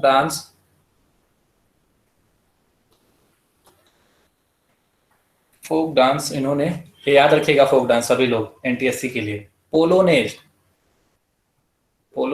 एंड मजूरका, इसके थ्रू क्या रखा, इस डांस के थ्रू नेशनलिस्ट फीलिंग को बनाए रखा। ओके, तो ये हमने पढ़ा कि कैसे म्यूजिक के थ्रू नेशनलिस्ट फीलिंग है पोलैंड के लोगों के बीच में। अब लैंग्वेज का भी रोल देख लेते हैं यहाँ पे। किसका रोल? लैंग्वेज का। लैंग्वेज के रोल में आप देखोगे कि रशियन क्या चाहते हैं कि उन्हीं की लैंग्वेज वहां पे बोली जाए, रशियन लैंग्वेज, कहाँ, स्कूल वगैरह में। बट होता क्या है कि उनकी लैंग्वेज यहाँ पे एक्सेप्ट नहीं की जाती। पोलिश लैंग्वेज को कहा कि इसको मत यूज करो। अब जैसे अंग्रेज आए, बोले इंग्लिश बोलो, ओके, और हिंदी मत बोलो, तो लोगों ने क्या किया, इंग्लिश। आज के डेट में इंग्लिश बोलना मैंडेटरी है, सेकंड हमारा क्या है, ऑफिशियल लैंग्वेज, जानते ही हो। तो यहाँ पे भी यही हो गया। रशियन ने क्या कहा कि स्कूल से निकाल दो, ठीक है, ये पोलिश लैंग्वेज, और रशियन लैंग्वेज बुलाओ। तो अब यहाँ रशियन लैंग्वेज जब इन्होंने कह दिया कि रशियन लैंग्वेज को यूज करो, तो लोगों के अंदर क्या होता है, रिसेंटमेंट, नाराजगी होती है। और 1831 में देखा गया आर्म्ड रिबेलियन, लोग विद्रोह कर देते हैं आर्म्स के साथ, ठीक है, रशियन अथॉरिटी के अगेंस्ट, ठीक है, रशियन अथॉरिटी के अगेंस्ट था, आर्म्ड रिबेलियन हो गया। रशियन अथॉरिटी को क्या आ जाएगा, गुस्सा आ जाएगा, अच्छा तो तुम हमारे ऊपर अब बंदूक चलाओगे, अभी बताते हैं तुमको, क्रश कर दिया हमने, ये लो, क्रश हो गया तुम। अब उसके बाद क्या हुआ कि अब यहाँ पे जब रिबेलियन क्रश हो गया, तो जो क्लर्जी हैं, ठीक है, जो प्रीस्ट क्लर्जी हैं, वो क्या करते हैं, लैंग्वेज को एज ए वेपन इस्तेमाल करते हैं कि ऐसा है कि हम लोग अपने ही भाषा में बोलेंगे, जो करना है वो आप कर लेना, अपने ही भाषा बोलेंगे, देखते हैं कब तक तुम लोग हमें पीटते हो। तो चर्च की गैदरिंग जब होती थी, ठीक है, जब चर्च की गैदरिंग हो रही है और या फिर रिलीजियस इंस्ट्रक्शन दिए जा रहे हैं, तो ये सब क्या कर रहे हैं, अपने ही भाषा में बोल रहे हैं, ठीक है। अब अगर आप यहाँ पे देखोगे इंडिया के कई सारे जो मूवी हैं जो कि फ्रीडम फाइट से रिलेटेड है, उसमें देखते हो हिंदी को एज अ वेपन इस्तेमाल किया जाता है कई सारी जगहों में। यहाँ पे अंग्रेजों को समझ में नहीं आता कि बोल क्या रहे हैं, hey, what you are saying, है ना, तो जो भी उनको उसमें बोलना होता है तो उसी में बोल लेते हैं। समझ में आ रहा है, रिलेट कर पा रहे हो जो मैं कह रहा हूँ आप सभी से? Yes sir, yes sir. हाँ, तो इसी तरीके से रिलीजियस इंस्ट्रक्शन वगैरह दिया जाता है। अब इन लोगों को पता लग जाता है रशियन की, ये लोग बहुत चालाक हो रहे हैं, ठीक है, बहुत क्लेवर हैं, ये सब बहुत दिमाग लगा रहे हैं, रुको इन लोगों को क्या करते हैं, यहाँ के जो प्रीस्ट हैं एंड बिशॉप्स हैं, ठीक है, चर्च के लोग हैं, इनको क्या करते हैं, इनको जेल में भेजते हैं, इनको पहले जेल में ले जाओ, इनका दिमाग ठंडा करो। और जेल कहाँ, जेल के साथ साथ इनको फिर आगे साइबेरिया ले जाया गया, और वहां पे इनको पनिशमेंट दिया गया कि अब बोलो अपनी लोकल लैंग्वेज, ठीक है, तो पनिशमेंट साइबेरिया में मिलती है। बट ओवरऑल देखा जाए, अब चाहे वो तो पावर में है ही, ग्रेट पावर तो है ही, तो अपना जो है कि पावर तो दिखाएंगे ही, ठीक है, बट लोगों ने क्या किया, रेजिस्ट किया था, ठीक है, रेजिस्ट किया था फॉरेनर्स का with the help of their language and music. समझ में आया सभी को? यस सर, यस सर, सभी को क्लियर हो रहा है? Yes sir, yes sir, yes sir. तो यही रोमांटिसिज्म है। शैल I rub this? Sir wait करो, मैं ये रब करूं। Great Yes, power sir. में तीनों आते हैं, रशिया, रूसिया और ऑस्ट्रिया और ब्रिटेन। Okay sir. चलो अब यहाँ पे आज अब कौन रीड करेगा? सर मैं वैभव विशाल झा। चलो सर मैं कोई बात नहीं, इसके बाद आप पढ़ें। The development of nationalism did not come about only through wars and territorial expansion. Wait. ये घंटी की आवाज आ रही है। आप लोग सभी लोग म्यूजिक बंद, वो सॉरी म्यूजिक कह रहा हूँ, माइक बंद करिए सभी लोग, सिर्फ वैभव अपना ओपन रखें। Okay, sir. Culture played an important role in creating the idea of the nation. Art and poetry, stories, and music helped express and shape nationalist feelings. Let us look at Romanticism, a cultural movement which sought to develop a particular form of nationalist sentiment. Romantic artists and poets generally criticize the glorification of reason and science. The next page. Yes, अच्छा तुम यहाँ से देख के पढ़ रहे हो? तो वैभव की तरफ से ही आ रही है। Yes, sir. अच्छा And वैभव, focus अब wait instead wait, on emotions, intuition, and mystical feelings. Underline. Their effort was to create a sense of a shared collective heritage, a common cultural past as the basis of a nation. Okay wait Vaibhav, okay अब उत्कर्ष पढ़ो। अच्छा रुको, किसने कहा था इससे पहले? वैभव। वैभव चलो पढ़ लो। Okay, sir. वैभव कहता है सर मेरे कनेक्शन लॉस्ट हो गया था। ओके, आपको पढ़ना है वो John Gottfried हर्डर। Okay, sir. Other romantics such as German philosopher Johann Gottfried Herder (1744 to 1803) claimed that true German culture was to be discovered among the common people, das Volk. It was through folk songs, folk poetry, and folk dances that the true spirit of nation, Volksgeist, was popularized. So, collecting and recording these forms of folk culture was essential to the project of nation building. The emphasis on vernacular language and the collection of local folklore was not just to recover an ancient national spirit, but also to carry the modern nationalist message to large audiences who were mostly illiterate. This was especially so in the case of Poland, which has been partitioned at the end of 18th century by great powers, Russia, Prussia, and Austria. Even though Poland no longer existed as an independent territory, national feelings were kept alive through music and language.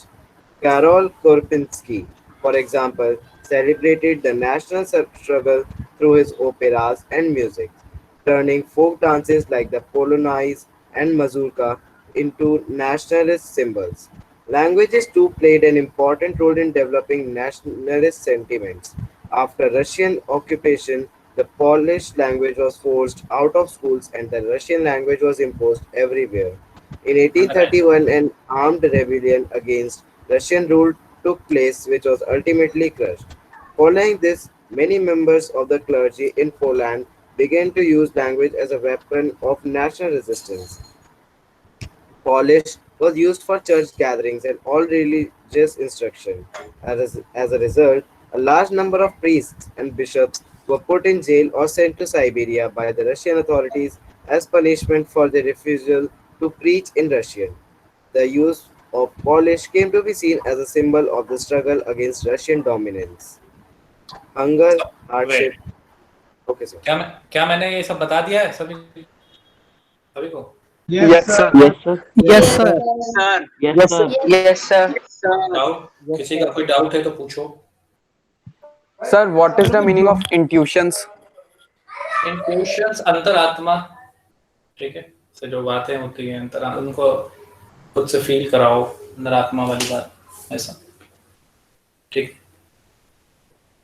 आत्मचिंतन कह सकते हो, isn't it? Sir वो Johannes करके नाम बोला था sir आपने, वो एक बार दोबारा बोल दीजिए या लिख दीजिए। कौन सा नाम? सर वो जोहान करके एक नाम आया था बीच में।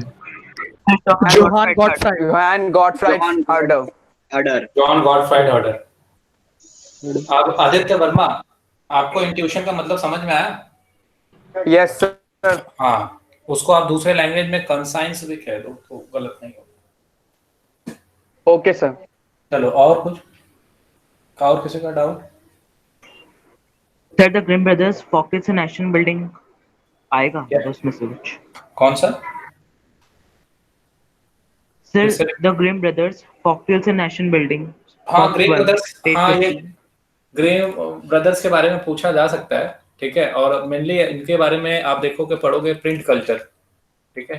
तो प्रिंट कल्चर जब पढ़ोगे तो वहाँ पे इनके बारे में थोड़ा और डिस्कशन होगा। ये क्या करते हैं, घूम घूम के विलेज से फोक टेल्स वगैरह गैदर करते हैं और बच्चों के लिए किताबें वगैरह छापते हैं। देखो यहाँ पे लिखा है ना, चिल्ड्रंस एंड एडल्ट, तो वहाँ पे उसका रोल बहुत ज्यादा है। यहाँ पे आपको एक बार रीडिंग कर लेना, ठीक है, ग्रीन ब्रदर्स के बारे में।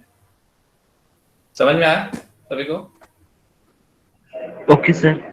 अरे पर्पल बॉक्स और ऑरेंज बॉक्स में से आते हैं क्वेश्चंस? हाँ हाँ, एनटीएससी में आते हैं।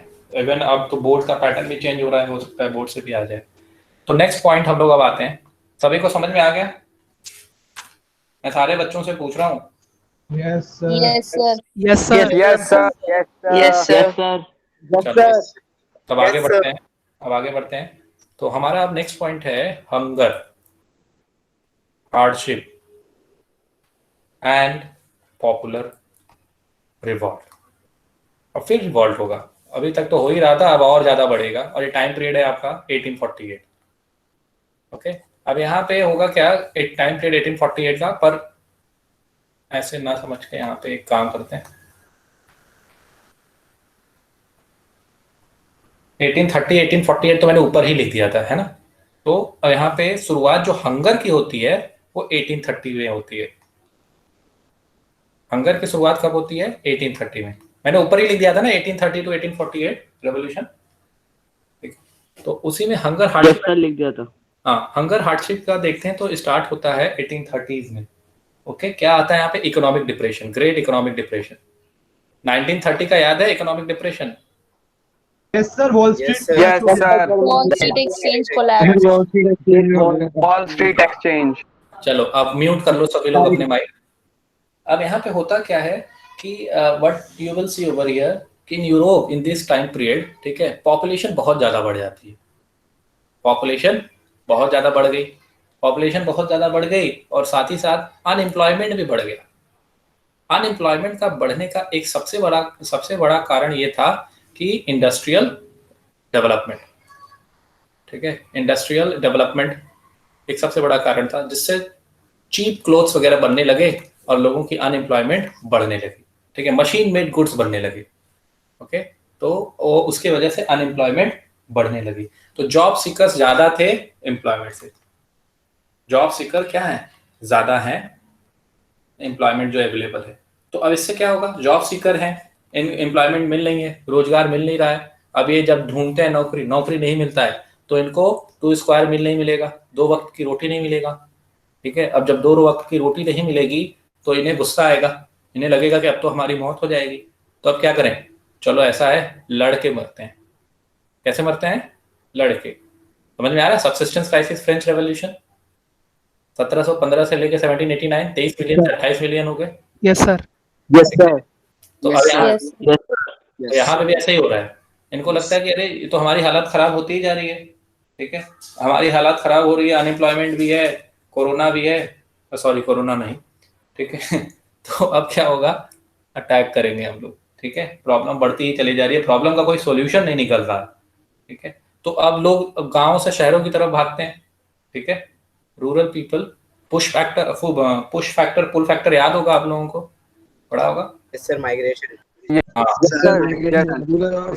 पीपल मूव करते हैं अर्बन एरिया में, सोचते हैं कि यहाँ पे जाएंगे तो बेसिक जो हमारा लाइवलीहुड मिल जाएगा हमें और हम यहाँ अच्छे से रह लेंगे। बट यहाँ पे देखते हैं प्रॉब्लम और भी एक्यूट है। तो और इसमें देखोगे जो स्मॉल प्रोड्यूसर हैं, ठीक है, उनको सबसे ज्यादा कंपटीशन मिलता है। स्मॉल प्रोड्यूसर के सामान बिक नहीं रहे, किसके बिक रहे हैं? इंडस्ट्रियल डेवलपमेंट के चीप मेड गुड्स बिक रहे हैं, इनका बिक ही नहीं रहा। ये सबसे ज्यादा प्रॉब्लम में है, ठीक है।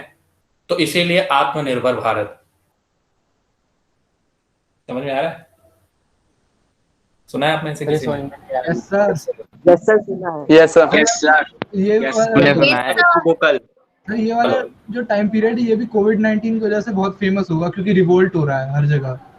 हाँ, अब हो सकता है, अब आगे देखते हैं इसका रिजल्ट क्या निकलता है। आगे हम लोग एक्सपेक्ट करते हैं कि इकोनॉमिक रिवाइवल हो, क्योंकि आज के डेट में भी यही है कि job seekers are more than employment, ठीक है। और अगर गवर्नमेंट जो है इनकी रिक्वायरमेंट को फुलफिल नहीं किया, ठीक है, पर्टिकुलरली जो मार्जिनल हैं, मार्जिनल पीपल या कह लो farmers, marginal farmers and poor farmers, landless labourers, okay, poverty में पढ़ा होगा हो कि हु आर पुअर्स, पॉवर्टी कैसे कहते हैं। तो पॉवर्टी में जो पीपल हैं जिनके प्रॉब्लम बहुत ज्यादा है, अगर उनकी प्रॉब्लम सॉर्ट आउट नहीं होती है, then you will find that there will be problem. तो चलो हम लोग अपने टॉपिक पे रहते हैं। यहाँ पे स्मॉल प्रोड्यूसर क्या होते हैं, इनको स्टिफ कंपटीशन मिलती है। क्या मिलती है? स्टिफ कंपटीशन मिलती है। अब ये स्टिफ कंपटीशन इनको किससे मिल रही है? इंडस्ट्रियल डेवलपमेंट से। इनके सामान बिक रहे हैं सस्ते वाले, इनके नहीं बिक रहे, तो अब इनको क्या करना है? अब इनके जब नौकरी जा रही है तो प्रॉब्लम बढ़ती चली जा रही है, ओके। और एरिस्टोक्रेसीज देखोगे तो एरिस्टोक्रेसीज का अपना अलग रोना है। कहते हैं कि ऐसा है कि आप जो है हमें पता नहीं जो हो रहा है सो हो रहा है, वो देखेंगे बाद में, अब लोन की EMI देते रहो, ठीक है। फ्यूडल ड्यूज जो है वो रहेगा, प्लस जो ऑब्लिगेशन है वो भी आपको मानने पड़ेंगे। पढ़ा है फ्रेंच रेवोल्यूशन में feudal dues and all? Yes sir. Sir gas channel में चला दिए थे। हाँ यस सर। तो ऑब्लाइज्ड है, जो ऑब्लिगेशन है, जो आपकी ड्यूटीज एंड रिस्पॉन्सिबिलिटीज हैं, वो क्या करेंगे? फुलफिल करेंगे आप at any how, at any cost. तो अब जब ये प्रॉब्लम बढ़ती जाएगी, अब ये प्रॉब्लम देखो सबसे ज्यादा एक्यूट कब हुई थी? 1848 में। 1848 में ये देखा गया कि 1848 में ये देखा गया कि फूड कम है, लोगों का पेट नहीं भर रहा, अनएम्प्लॉयमेंट ज्यादा है, बेरोजगारी बढ़ रही है, ठीक है। पीपल कहाँ पे आ जाएंगे? अब गुस्से में रोड पे आएंगे, ठीक है। कहाँ पे आएंगे? रोड पे आ जाएंगे। तो अब रोड पे आएंगे तो सबसे पहले कौन भागेगा? Louis Philippe. ऐसा मार न दे मुझे, निकलो यहाँ से। बैरिकेड वगैरह स्टैंड करेंगे और लुइस फिलिप को कहें ऐसा है कि अब तुम जल्दी से निकल लो यहाँ से, और वो फिर वहां से भागते हैं। और वहां पे क्या बनाया जाता है? फ्रांस को, जो कॉन्स्टिट्यूशनल मोनार्की है अभी तक, वहां पे क्या बना देंगे? फ्रांस को अब यहाँ पे क्या बना देंगे? Republic. Head of the state will be elected, okay. अब यहाँ पे रिपब्लिक बनाने के बाद क्या ग्रांट करेंगे? पहले सभी लोग वोट करो, तुम लोग खुश रहो, पहले वोट देके, सोशल इकोनॉमिक बाद में देखेंगे, पहले वोट करो, ठीक है। तो vote to all adult members, okay, जो कि 21 ऑफ ईयर एज है, ओके। एडल्ट मेंबर्स में यहाँ पे पर्टिकुलरली अगर आप यू विल फाइंड कि ये किसकी बात हो रही है? यहाँ पे मेल की ही बात हो रही है, फीमेल की नहीं हो रही है, अभी मैं बताऊंगा आगे। तो आपके साथ फीमेल का पढ़ा भी है कि फीमेल को नहीं मिलता है? Do women have revolution? Yes sir, 1946 में मिलता है। हाँ, फ्रांस में 1946 में। एनसीईआरटी ये कहता है, ठीक है, कि 1946 साल लिखा हुआ था लास्ट लाइन में। हाँ, वेरी गुड। तो अब यहाँ पे ये प्रॉब्लम है। अब यहाँ पे इसके साथ क्या मिलेगा? Right to work. इनको क्या मिला? गारंटीड राइट टू वर्क, काम भी मिलेगा, तो लोग खुश हो जाते हैं, ओके। अब ये तो बात थी फ्रांस की। अब एक बात और आएगी यहाँ पे 1845 की, सिलेसिया। सिलेसिया के बारे में मैं लिखूंगा नहीं, बस जस्ट एक्सप्लेन कर रहा हूँ, उसको आप सुनते जाइए। यहाँ पे जो प्रॉब्लम है कॉन्ट्रैक्टर एंड वीवर्स के बीच में। कॉन्ट्रैक्टर्स को मालूम है कि इस समय क्या है? इस समय डिप्रेशन, इकोनॉमिक डिप्रेशन है, तो क्या करो, इनके जो काम है, इनके काम के इनके कम पैसे दो, इनके काम के इनको कम पैसे दो। अब इनको कम पैसे मिलेंगे, ठीक है, अपने काम के, तो इनके अंदर क्या होगा? गुस्सा बढ़ता चला जाएगा, ठीक है। ये एक दो बार इनको समझाने की कोशिश भी करते हैं कॉन्ट्रैक्टर्स को नहीं समझ में आता है, वो हल्के में लेते हैं। तो वीवर्स ने अपना क्या बनाया? एक ग्रुप बनाया, ठीक है, कि चलो ऐसा करते हैं, अब अटैक करो, इनका दिमाग सही करते हैं। दो ग्रुप बनाएंगे, ठीक है, 2 ग्रुप बनाएंगे और वो कॉन्ट्रैक्टर्स के घर पे हमला कर देंगे, ठीक है। आई थिंक जून के टाइम है, जून का टाइम पीरियड है, 2 जून है। Yes sir, 2 PM। 4 जून 2 PM 30 जून। हाँ, तो अब क्या होता है कि वहां पे अटैक कर देते हैं। तो कुछ लोग घर में जाते हैं, कुछ लोग गोदामों में जाते हैं, ठीक है। 4 जून को जो हमला किया गया तो उसमें कुछ लोग घर में चले जाते हैं और कुछ लोग गोदामों में चले जाते हैं, और वहां पे तोड़ फोड़ करते हैं। घरों में उनके जो भी उनके अपने पोर्सलिन्स वगैरह थे और जो भी फर्नीचर वगैरह सब तोड़ दिया, ठीक है। फिर उसके बाद गोदाम में जितने भी कपड़े वगैरह थे सब वो सब जला दिए गए, उसको सब खराब कर दिया गया। अब कॉन्ट्रैक्टर्स को डर लगता है, तो कॉन्ट्रैक्टर्स भागने लगते हैं from one place to another, village to village जाते हैं। विलेज से विलेज जाते हैं तो विलेज वाले कहते हैं कि हमें नहीं, भाई तुम्हारे साथ हमें नहीं मरना है, ठीक है, तुम कहीं और जाओ। तो वो कहीं और जाते हैं और 24 घंटे उन्हें लग जाते हैं और आर्मी की फिर हेल्प लेते हैं, किसकी हेल्प लेते हैं? आर्मी कि भाई बचा लो किसी तरीके से, बाद में देखते हैं। तो आर्मी कहते हैं ठीक है चलो आओ, और जाते हैं, और फिर मुठभेड़ होती है आर्मी और वीवर्स में, जिसमें लगभग 11 वीवर्स मार दिए जाते हैं। तो एक छोटा सा केस था, कहाँ का? सिलेसिया का। समझ में आया सभी को? ये hunger, hardship and popular revolt में है। सिलेसिया एक गांव है। सिलेसिया, हाँ जी क्या कह रहे हैं? सर ये गांव है एक, सिलेसिया जगह का नाम है, ठीक है? सर कहाँ पे? जर्मनी, जर्मनी में। सर बुक में तो विलेज है, हैं? बुक में तो लिखा है कि इवेंट्स इन सिलेसियन विलेज, तो विलेज हुआ ना सर, सिलेसिया। तो जगह है वो, या फिर सिलेसिया का एक विलेज है? जर्मन में है ना। सर मैं कह रहा हूँ मतलब जर्मनी में सिलेसिया उसका विलेज है या फिर सिलेसिया एक विलेज है? विलेज है, वही सिलेसिया विलेज जो है, ठीक है? Okay sir. हाँ चलो आगे रीड करो। पोलैंड और जर्मनी देश है ना, इसमें थोड़ा डिस्प्यूटेड एरिया है। रीड अब कौन करेगा? लेट मी सी किन किन लोगों ने नाम दिया है। अश्वित मानक। यस सर, हंगर हार्डशिप से। पढ़ो। Okay, sir. Hunger, hardship, and popular revolt. The 1830s were years of great economic hardship in Europe. The first half of the 19th century saw an enormous increase in population all over Europe. In most countries, there were more seekers of job than employment. Population from rural areas migrated to cities to live in overcrowded slums. Small producers in towns were often faced with stiff competition from imports of cheap machines made goods from England, where industrialization was more advanced than on the continent. This was especially so in textile production, which was carried out mainly in homes or small workshops and was only partly mechanized. Mechanized. In those regions of Europe where the aristocracy still enjoyed power, peasants struggled under a burden of feudal dues and obligations. The rise of food prices or a year of bad harvest led to widespread populism in town and country. The year 1848 was one such a year. Sir हाँ अभी आप wait करो, इनको reading हो जाने दो, फिर मैं आपके डाउट को करेंगे। हाँ, Food shortages and widespread unemployment brought the population of Paris out on the roads. Barricades were erected and Louis Philippe was forced to flee. A national assembly proclaimed a republic, granted suffrage to all adult males above 21, and guaranteed the right to work. National workshops to provide the employment were set up. Earlier, in 1845, weavers in Silesia had led a revolt against contractors who supplied them raw materials and gave them orders for finished textiles, but drastically reduced their payment. The journalist William Wolff described the events in a Silesian village as follows. In these villages, with 18,000 inhabitants, cotton weaving is the most widespread occupation. The misery of the worker is extreme. Despite means the job has been taken advantage of by the contractors to reduce the price of the goods they order. On 4 June at 2 p.m., a large crowd of weavers emerged from their homes and marched in pairs up to mansion of the contractor, demanding higher wages. They were treated with scorn and threats alternately.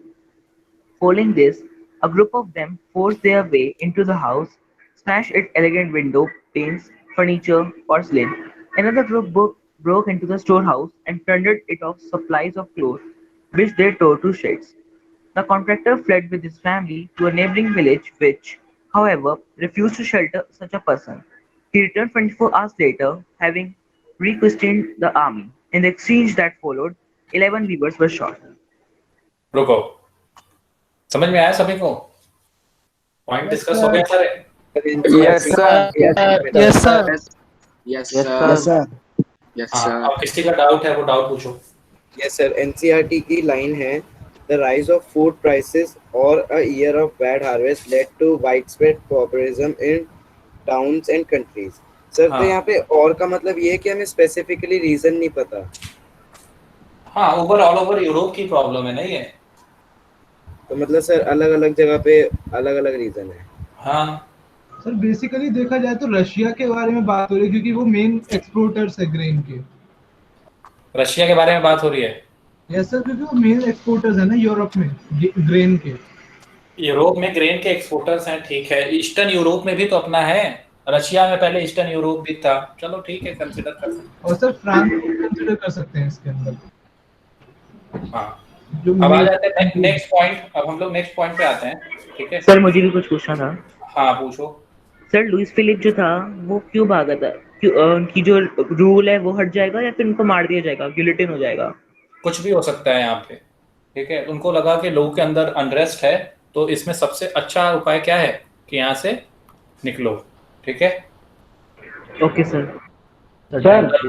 Sir feudal obligation of the liberals.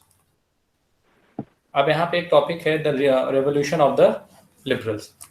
अब 1848 में जो revolution होता है liberals का, ठीक है, उसको हम लोग डिस्कस करेंगे। तो इसमें देखोगे कि poor unemployed and peasant workers भी हैं, ठीक है। ये सब क्या करते हैं? रिवॉल्ट कर देते हैं। ये क्या करते हैं? रिवॉल्ट करते हैं, ओके। अब 1848 में जो सबसे बड़ा मेन रोल होता है ओवरऑल रेवोल्यूशन में, वो किसका होता है? मिडिल क्लास का।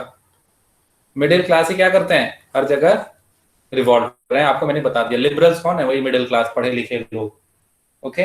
तो यहाँ पे मिडिल क्लास, ओके, ऐसा करते हैं। फिर उसके बाद हमने देखा कि किस तरीके से फरवरी में, ठीक है, यहाँ पे क्या हुआ था, फ्रांस से अब्डिकेशन हो गया था मोनार्क का। पैप 1848 में, वही लुइस फिलिप, ठीक है, फ्रांस का मोनार्क था। ये क्या कर देता है? अपना तख्त छोड़ देता है, अब्डिकेट कर देता है, अब्डिकेट कर देता है। उसके बाद क्या होता है कि अब जो लिबरल मिडिल क्लास है, ये जो मिडिल क्लास है, ये क्या चाहते हैं? ये चाहते हैं कॉन्स्टिट्यूशनलिज्म, कॉन्स्टिट्यूशन हो, एक स्टैंडर्ड क्या हो, रूल्स एंड रेगुलेशंस हो, जिसको कि सभी लोग फॉलो करें, इवन एम्परर और किंग, ठीक है। और नेशनल यूनिफिकेशन, नेशन क्या हो? यूनिफाइड हो, नेशनल यूनिफिकेशन, ये दो चाहते हैं। फ्रीडम ऑफ प्रेस चाहते हैं। सब डेमोक्रेटिक वैल्यूज हैं। फ्रीडम ऑफ प्रेस इनको चाहिए, एंड फ्रीडम ऑफ एसोसिएशन, ऐसे, ठीक है। ये इन सब की क्या है? डिमांड है, फ्रीडम ऑफ एसोसिएशन। अब यहाँ पे हम देखेंगे कि तो यूरोप में था पर्टिकुलरली। आप देखो, जो मैंने आपको कंट्रीज बताए हैं वो जर्मनी होंगे, जहाँ पे ये सारी प्रॉब्लम एक्यूट होती हैं, ज़्यादा होती हैं। इटली होंगे, ये सब पढ़ेंगे भी हम लोग आगे, पोलैंड एक्सेट्रा, ओके। पर्टिकुलरली हम लोग जर्मनी और इटली डील करेंगे आगे। तो हम लोग देख रहे हैं कि यहाँ पे प्रॉब्लम इस तरीके से बढ़ती हुई, उभरती हुई आ रही है। अब इसमें जर्मनी का एक इंस्टेंस यहाँ पे बताया गया। जर्मन में ये डिसाइड किया मिडिल क्लास के लोगों ने कि हम जो यहाँ का किंग है, ठीक है, किंग यहाँ पे कौन है इस समय? कोई बता सकता है आप में से? फ्रेडरिक विलियम या Wilhelm four, Frederick Wilhelm four यहाँ का एम्परर है। तो यहाँ के जो मिडिल क्लास थे, इन्होंने डिसाइड किया कि ऐसा है कि हमारा ये तो अभी तो एक्यूट मोनार्की यहाँ पे चल रही है। वो जो सोचते हैं कि हम यहाँ पे कॉन्स्टिट्यूशनल मोनार्की लाएंगे। क्या लाएंगे? कॉन्स्टिट्यूशनल मोनार्की, मतलब मोनार्की काम तो करेगा बट अंडर द कॉन्स्टिट्यूशन। तो 1848 में, ठीक है, लगभग 18 मई को कितने लोग थे? 848, ठीक है। इलेक्टेड रिप्रेजेंटेटिव, कौन है ये? Elected representative. ये क्या करते हैं? एक प्रोसेशन निकालते हैं, रैली निकालते हैं और जाते हैं, जैसे रैलियां वगैरह निकलती हैं, जाते हैं किंग के पास और कहते हैं कि ऐसा है कि ये लो, ये मुकुट लो, ये पहनो, ठीक है। अब ये रहा कॉन्स्टिट्यूशन। अब इसी कॉन्स्टिट्यूशन से आपको क्या करना है? काम करना है। इसको ध्यान से देखो, कॉन्स्टिट्यूशन को कौन कहते हैं? ये जो लोग आए हैं 848, ठीक है। तो इनको बुरा लगता है, ये किंग है हमारे नहीं, मतलब फ्रेडरिक विलहेल्म। इनको लगता है अच्छा अब कॉन्स्टिट्यूशन से काम करना होगा। ऐसा तो हो ही नहीं सकता मैं कॉन्स्टिट्यूशन के थ्रू काम करूं। ऐसा है कि तुम लोग देखो, अभी मैं आता हूं थोड़ी देर में, ठीक है। शैल I rub this? Sir wait, अभी डाउट मत पूछना। जब मैं बता लूं तब डाउट पूछना, अभी रुक जाओ। सर डाउट ये वो नीचे आपने लिखा है ना 848 सर इरेज मत करिए एक बार। सर बुक में 831 इलेक्टेड रिप्रेजेंटेटिव्स है। 831 लिख रखा है सर बुक में। ओह सॉरी 831 ठीक है, थैंक यू। और sir Frederick William fourth Prussia का किंग दिया हुआ है बुक में। Yes sir, king of Prussia. वो प्रूशिया ने इनिशिएटिव करा था शायद जर्मनी को उस समय यूनिफिकेशन का। हाँ तो किंग प्रूशिया का ही है, तो जर्मनी यूनिफाइड जब होता है तो प्रूशिया की वजह से ही होता है। तो ये जो लोग जा रहे हैं वो प्रूशियन किंग के ही पास जा रहे हैं, फ्रेडरिक विलियम फोर्थ। वो अपना पावर डाइल्यूट कर देते। ठीक है, तो अब यहाँ पे रिप्रेजेंटेटिव सर टाइम ओवर हो गया। कौन? वैभव विशाल झा, कहीं जाना है आपको? No sir. जो पढ़ा रहा हूँ समझ में आ रहा है? यस सर समझ में आ रहा है, लेकिन वेट करो। ठीक है, तो अब यहाँ पे हम आगे देखते हैं। ठीक है, थोड़ी देर और 10 मिनट और आप लोग वेट कर लीजिए। ठीक है, तो अब यहाँ पे मैंने क्या बताया था, यस कॉन्स्टिट्यूशनल मोनार्की उनको ऑफर होती है कि कॉन्स्टिट्यूशनल मोनार्की रहेगी। कॉन्स्टिट्यूशनल मोनार्की उन्हें बुरा लगता है, वो कहते हैं ऐसा है कि मैं थोड़ी देर में आ रहा हूँ, मतलब यहाँ पे मैं कहने के लिए ऐसा कह रहा हूँ, बट वो मना कर देते हैं। वो जाते हैं अदर जो किंग है, वो जाते हैं अदर किंग से मिल जाते हैं कि भाई भाई देख रहे हो मेरे साथ क्या हो रहा है, तुम कुछ कर सकते हो? क्या? रुको भाई बताते हैं। फिर यहाँ के एरिस्टोक्रेट भी कहते हैं टेंशन मत लो, हम है ना।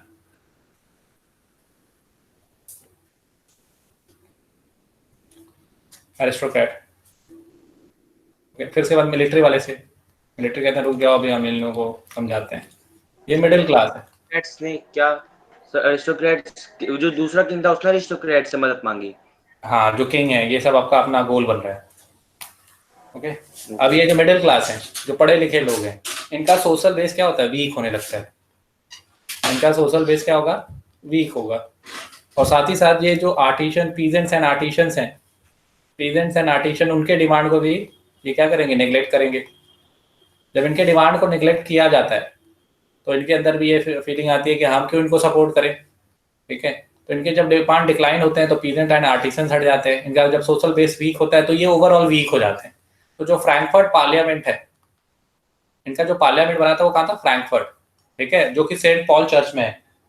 याद रखिएगा, एक बार ये क्वेश्चन आ भी गया था। ठीक है, कौन से चर्च में है? Saint Paul. ठीक है, तो अब ये यहाँ पे जब पार्लियामेंट में देखोगे तो ये वीक हो जाते हैं यहाँ पे, और किंग कहते हैं अब सही मौका है। ठीक है, लोहा गर्म है, हथौड़ा मार। अब आते हैं और यहाँ पे ये पार्लियामेंट को क्या कर देते हैं? यहाँ पे डिसबैंड। ठीक है, ट्रूप्स बुलाए जाते हैं और असेंबली को क्या कर दिया जाता है? फोर्सफुली कि बंद करो, बहुत हुआ तुम लोगों का, चलो चलो अपने घर जाओ, डिसबैंड करो, हटा दो फोर्सफुली। समझ में आ रही है बात सभी को? अब इसके बाद जो फोर्स, अब जब ये फोर्सफुली इनको हटाया था, तो अब इसमें हम एक चीज और पढ़ेंगे। तो ये तो ठीक है, ओवरऑल बातें हो रही थी फ्रैंकफर्ट पार्लियामेंट जर्मन के बारे में। यहाँ पे विमेन का केस पढ़ेंगे। अब जो बच्चे हैं जिन्होंने पहले ही पढ़ रखा है वो तो जानते ही हैं, जो न्यू बच्चे हैं वो भी जान जाए कि विमेन जहाँ पे भी आ जाए ऐसे लिख लो। ठीक है, वेरी इंपॉर्टेंट। आना आना होता है क्वेश्चन, एक ना एक क्वेश्चन आ ही जाता है। और इनको प्रॉब्लम क्या है? 3 प्रॉब्लम है। सोशल, याद रखना, इकोनॉमिक और पॉलिटिकल। ठीक है, सोशल, इकोनॉमिक और पॉलिटिकल। और ये स्ट्रगल करती हैं बहुत। ठीक है, कि इनको कम से कम पॉलिटिकल राइट पहले मिले, फिर इकोनॉमिक, फिर सोशल। ठीक है, पॉलिटिकल राइट भी मतलब इनको राइट टू वोट नहीं मिलता है। ठीक है, बट जो देखा जाए तो उनका पार्टिसिपेशन तो रहता है ओवरऑल मूवमेंट में, पार्टिसिपेशन तो रहता है ओवरऑल मूवमेंट में, बट उनको कभी भी उनके हक को जो है कि रिकॉग्नाइज, उनके डिमांड को फुलफिल नहीं किया गया। इस तरीके से समझ सकते हो आप। they were denied, ठीक है, their rights, and the rights of the women were denied repetitively, ऐसे कहो। and what happened after that? तो इन्होंने अपना पॉलिटिकल एसोसिएशन बनाना शुरू किया। क्या बनाना शुरू किया? Political association. आपने पढ़ा है ना? जैसे सर फ्रांस में हुआ था। हाँ, तो ये वहाँ पे भी पॉलिटिकल एसोसिएशन बनाते हैं। जैसे ओलंपस दी गुज ने भी क्या नाम था सौम्या, क्या नाम था उस पॉलिटिकल एसोसिएशन का? Society of Revolutionary and Republican Women. Society of revolutionary and Republican women, very good, Republican. Very good. And तो पॉलिटिकल एसोसिएशन आपके बने। सर एक लेडी भी थी जिनका नाम था Olympic George. Yes yes yes, वो भी थी, ठीक है। तो अब यहाँ पे इनको क्या हुआ, तो वुमेन के बारे में हमने समझा कि अगर पॉलिटिकल एसोसिएशन वगैरह बना रहे अपने डिमांड को फुलफिल कराना चाहते हैं। फ्रैंकफर्ट पार्लियामेंट का भी एग्जांपल देख लो कि जब पार्लियामेंट होता है, लगता है, ठीक है, तो उस पार्लियामेंट में भी उनको एज अ ऑब्जर्वर रखा जाता है। पार्लियामेंट अगर यहाँ पे कन्वेड हो रहा है तो यहाँ पे वुमेन खड़ी हैं और वो ऑब्जर्वर है। वो क्या है, ऑब्जर्वर, कि खड़े होकर देखो क्या हो रहा है, ठीक है, बोलना मत बीच में। तो इस तरीके से उनको वहां पे इस तरीके का स्टेटस मिला हुआ है, ठीक है। तो वुमेन का केस हम लोग ने पढ़ा, इस पे आप शॉर्ट नोट्स बना लेंगे। अब इसमें हम देखते हैं कि ये तो हम लोगों ने समझ लिया ओवरऑल। इसमें फिर हम देखेंगे कि कंजर्वेटिव्स को लगता है, जो ओवरऑल प्रॉब्लम आपने देखे, ठीक है, जो रेवोल्यूशन एंड रिप्रेशन आपने देखा, तो उन्होंने कहा कि कैसे रोकें, अपने पावर को कंसोलिडेट करना है, इन लोगों को कैसे रोका जाए, कैसे इन लोगों को सप्रेस किया जाए, ठीक है, लिबरल को। तो लिबरल को रोकने के लिए उन्होंने क्या लाए, चेंजेस लाए, ठीक है। 1848 में पर्टिकुलरली जो मूवमेंट हुए थे उसके रिगार्डिंग था, तो कुछ चेंजेस इन्होंने डिसाइड किया। ये इन्होंने सोचा कि ये जो साइकिल ऑफ रेवोल्यूशन है और साथ ही साथ जो रिप्रेशन है, इसको रोकना है हमें। क्या करें, तो हम लोगों ने पहले ही पढ़ रखा है कि दो तरह के लोग हैं, एक जो चेंजेस चाहते हैं कंजर्वेटिव्स में और एक जो चेंजेस नहीं चाहते हैं। तो अभी तक जो नहीं चाहते हैं उनकी तरह से चल रहा था, अब जो चेंजेस चाह रहे हैं, ठीक है, उनकी तरह से चलेगा। चेंज ओके थे, चेंज के लिए ओके नहीं थे, ठीक है। तो अब जो चेंज चाहते हैं उनकी तरह से सोचा जाएगा, ठीक। और उन्होंने ये सजेशन, उनके दिमाग में ये बात भी आती है कि मोनार्की कुड ओनली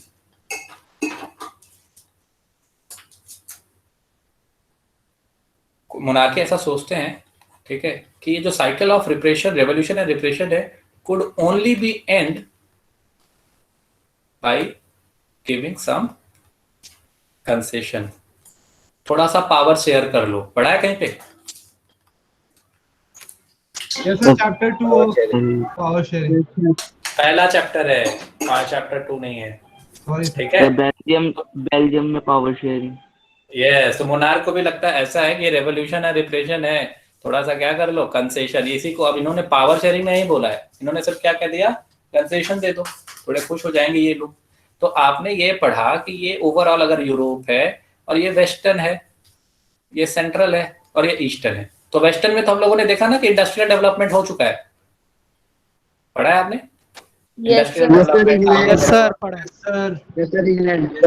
हाँ, यहाँ सेंट्रल और ईस्टर्न में देखा था कि सर्वडोम वगैरह प्रैक्टिस हो रहे हैं। तो अब इस बार ये क्या करते हैं, यहाँ पे चेंजेस आते हैं, ठीक है। यहाँ पे सर्वडोम एंड बॉन्डेड लेबर, ये सब क्या करते हैं, हटा दिया जाता है। क्या कर दिया जाता है, अबॉलिश्ड, या हटाओ। यहाँ पे भी थोड़ी चेंजेस लाओ, डेवलपमेंटल एक्टिविटी यहाँ पे भी करो। हैब्सबर्ग में देखा गया है, हैब्सबर्ग का डोमिनियन, हैब्सबर्ग के डोमिनियन में, ठीक है, हंगेरियन को ज्यादा ऑटोनॉमी मिली, हंगेरियन को मोर ऑटोनॉमी, कि आप खुद से थोड़ा बहुत काम अब क्या कर सकते हो, पर्टिकुलरली 1867। समझ में आया? तो थोड़ा बहुत ही क्या कर रहे हैं, चेंजेस ला रहे हैं और पावर शेयर कर रहे हैं, मतलब वो कंसेशन समझ लो। तो लास्ट पॉइंट समझ नहीं आया। यहाँ हैब्सबर्ग एम्पायर, ऑस्ट्रिया हंगरी पढ़ा है आपने, हैब्सबर्ग एम्पायर? नो सर, वो तो समझ आ गया, हंगेरियन वाला पॉइंट। वही हंगेरियन में, मतलब हंगरी में जो रह रहे हैं उनको हंगेरियन कहा गया। तो वो क्या थे, हैब्सबर्ग एम्पायर के अंदर डोमिनियन में थे, तो उनको थोड़ा कंसेशन दिया गया कि आप थोड़ा अपने से खुद से आप क्या कर सकते हो, एक्टिविटी कर सकते हो, some sort of political activity उनसे क्या की गई, एक साझा की गई या शेयर की गई। Okay sir, thank you sir. समझ में आया सभी को? Yes sir. Yes sir. Yes sir. Okay, Manish Das sir. Manish Das, are you there? Aditya Sinha, Aditya Sinha का नाम लिया, आदित्य सिन्हा चले गए। ओके, अस्मा सूरज। अस्मा सूरज, जिन लोगों ने रीड करने के लिए नाम दिया उन्हीं का नाम बुला रहा हूं मैं। Sir may I read? Hello yes, कौन? अस्मा? सर। Yes sir. आप रीड कर सकती हैं? हेलो हाँ, आप रीड सर, कर... आपकी आवाज ब्रेक हो रही है। मैं कह रहा हूँ आप रीड कर सकती हैं? अभी रीडिंग कर सकती हैं आप? Yes sir. कंटिन्यू करिए। The revolution of the liberals.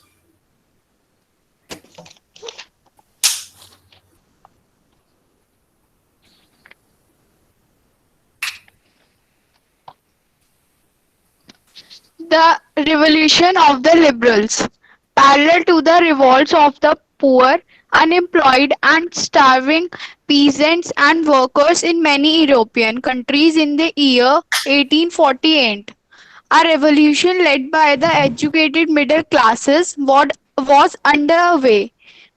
Events of February 1848 in France had brought about the abdication of the monarch, and a republic based on universal male suffrage had been proclaimed. In northern parts of Europe, where independent nation states did not yet exist, such as Germany, Italy, Poland, and the Austro-Hungarian Empire. Men and women of the liberal middle classes combined their demands for constitutionalism with national unification. They took advantage of the growing popular unrest to push their demands for the creation of a nation state on parliamentary principles, a constitution, freedom of the press, and freedom of association. In the Germany regions, सभी को समझ में आया ये point, paragraph? Yes, sir. Yes, sir. Yes, sir. Soumya, Yes, sir. Yes, sir. you continue this after this. Okay, sir. In the Germany regions, a large number of political associations whose members were middle class professionals, businessmen, and prosperous artisans came together in the city of Frankfurt and decided to vote for an all German National Assembly. On 18 May 1848, करते जाओ sir. 831 elected representatives marched in a festive procession to take their places in the Frankfurt Parliament convened in the Church of St. Paul. They drafted a constitution for a German nation to be headed by a monarchy subject to a parliament. When the deputies offered the crown on these terms to Frederick Wilhelm IV, the king of Prussia, he rejected it and joined other monarchs to oppose the elected assembly. While the opposition of the aristocracy and military became stronger, the social basis of parliament eroded. The parliament was dominated by the middle classes who resisted the demands of workers and artisans and consequently lost their support. In the end, troops were called in and the assembly was forced to disband. The issue of extending political rights to women was a controversial one within the liberal movement, in which large number of women had participated actively over the years. Women had formed their own political associations. ये feminist word जो है इसको आप लोग सभी लोग इसको लिख लीजिए। Awareness of women's right and interest based on social, economic, political equality of the gender. समझ में आ रहा है? Yes, ये sir. बोर्ड में आया हुआ क्वेश्चन है। Okay. आगे। Women had formed their own political associations, founded newspapers, and taken part in political meetings and demonstrations. Despite this, they were denied suffrage rights during the election of the assembly.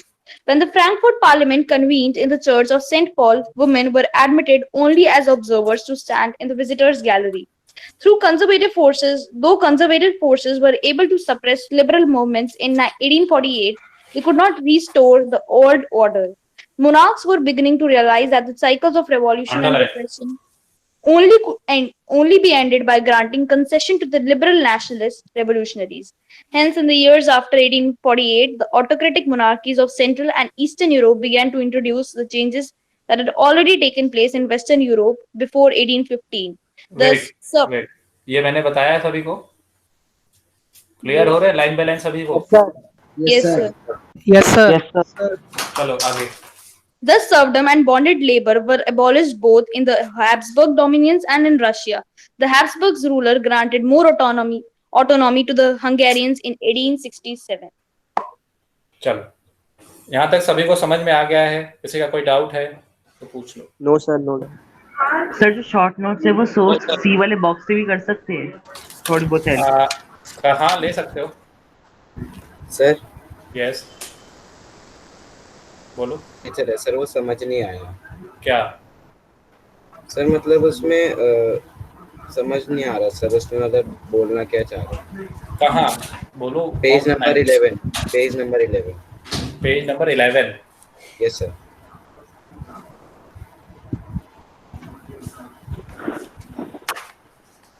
Page number 11 पे कहाँ से आ गया? हम लोग तो 11 पे थे ही नहीं।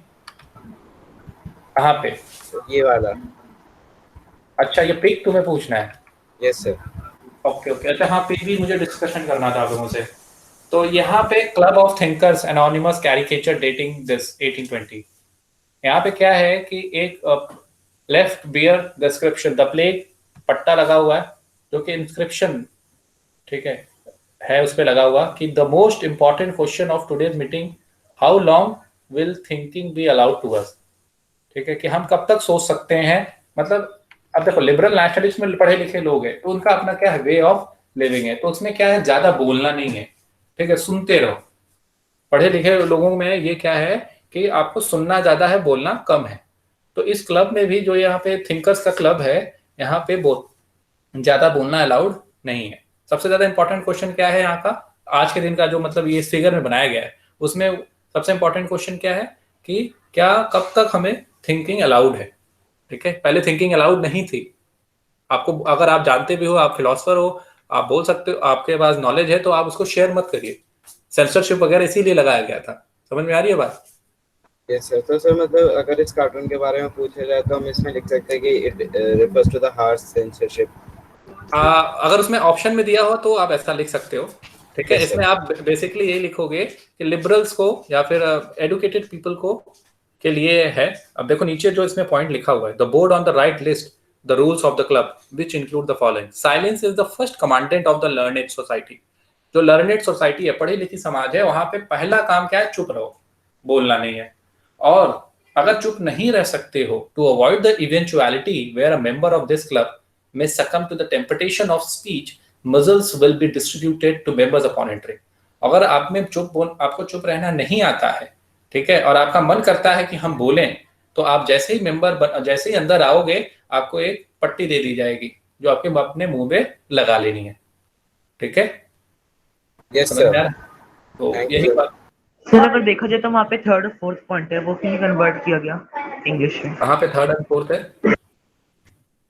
सर उसी जो चार्ट है उसमें 2 पॉइंट्स तो दे दिए, थर्ड और फोर्थ दिए हुए हैं, 3 4 5। कहाँ पे दिया हुआ है? मतलब सर ड्राइंग में कार्टून में लिखे हुए हैं। अरे इतना डीप में नहीं जाना है। ठीक है, अगर आपको जाना है तो आप इस कैरिकेचर को जो है ओपन करिएगा गूगल पे, और उसमें उसके पॉइंट्स लिखे मिल जाएंगे आपको। आपके अगर एग्जाम में आएगा तो सिर्फ यही 1-2 पॉइंट आएगा, अदरवाइज वो भी नहीं आएगा। हो सकता है हाँ, अगर आ भी जाता है ये पिक में क्या होता है, क्या बताया जा रहा है, तो हो सकता है ऑप्शन ए ये दे दिया जाए, ऑप्शन बी ये दे दिया जाए। तो आप इसको याद रखिएगा और इसको टिक करके सही करिएगा। समझ में आया? अब यहाँ पे ये थर्ड फोर्थ फिफ्थ क्या लिखा है, तो ये डिफरेंट रूल्स है, हमें नहीं जानना है। ठीक है, चलो बात। और किसी का कोई डाउट है? मैं अभी आप लोगों से फिगर भी जो है डिस्कस करूंगा नेक्स्ट क्लास में, और नेक्स्ट क्लास में प्रोबेबली ये चैप्टर भी आपका कंप्लीट हो जाएगा। Is that clear to everyone? Yes sir. Yes sir. Okay sir. Yes sir. चलो तो मिलते हैं नेक्स्ट क्लास में। ठीक है, आप लोग प्रिपेयर करते रहिए, नोट्स बनाते रहिए। सर वो नंबर को करना क्या है? Yes, someone is saying something. Sir जो आपने नंबर दिया था बोर्ड पे लिखा है, करना क्या है? अरे वो नंबर ऐसे ही था, वो don't take it seriously. Okay, और सर मेरे को एक और चीज पूछनी थी, हिस्ट्री से पॉल साइंस से रिलेटेड है। हाँ बोलो। सर मैंने विकिपीडिया पे वो देख रहा था, स्टेट लिस्ट यूनियन लिस्ट में कौन कौन सब्जेक्ट होते हैं, तो सर उसके अंदर एक था 17 नंबर पे था कि सिटीजनशिप, नेचुरलिस्ट एंड एलियन। तो सर एलियन उसमें क्या उसको कह रहे हैं, फॉरेनर्स पे या फिर एक्चुअली? एलियन मतलब एलियन होता है ना, कि बाहर दुनिया से आया हो। सर फॉरेनर्स मतलब जो होते हैं, फॉरेनर्स तो दूसरे कंट्री से आते हैं, एलियन मतलब दूसरे ग्रह से आते हैं। नहीं सर, क्योंकि 9th में जब भी हम देखते तो जगह जगह कुछ और लिखा होता था, जैसे कि वो 8th में था शायद से कि रशियंस थे या फिर रोमन्स, वो इनको अलाउ नहीं करते थे राइट्स, वुमेन, एलियंस। सर मेरे को लगा एलियंस आउट ऑफ कंट्री मतलब फॉरेनर्स। एलियंस का जो बेसिक मीनिंग है वो ये है, ठीक है। अब ये अलग अलग जगहों पे उस समय जो आपने पढ़ा है, तो हो सकता है उस समय वो जो बाहर से लोग आ रहे हैं उनको एलियन मानते हो, ठीक है। दूसरे कंट्री से आ रहे हैं तो दूसरे देश से आ रहे हैं उनको एलियन मानते हो, ठीक है। तो उस कंटेक्स्ट में हो सकता है उन्होंने ये बात लिख दी, ठीक है। तो आप सोचो एक फॉरेनर को अगर वो आ जाए आपके देश में, आप उसको एलियन बुलाओगे तो कैसा लगेगा उसे? सर पता है, अजीब ही लगेगा। हाँ, आप अगर किसी दूसरे कंट्री में जाओ, आपको एलियन कोई कह दे, आपको अजीब लगेगा ना? Yes sir. That I am from India, call me an Indian at least. Yes sir. तो इस तरीके से आप समझ सकते हो। मतलब सर अगर एलियंस आएगी इंडिया पे तो फिर यूनियन देखेगी क्या करना है उनका। हाँ, रूल्स जब भी बनते हैं तो होलिस्टिक रूल्स बनते हैं, जिसमें हर एक क्लॉज को कोशिश की जाती है कि इंक्लूड किया जाए, ताकि फ्यूचर में कोई प्रॉब्लम ना। चलो आगे और इसके ऊपर डिस्कस करेंगे इसके ऊपर, ठीक है। चलो meet you next class. Thank you everyone.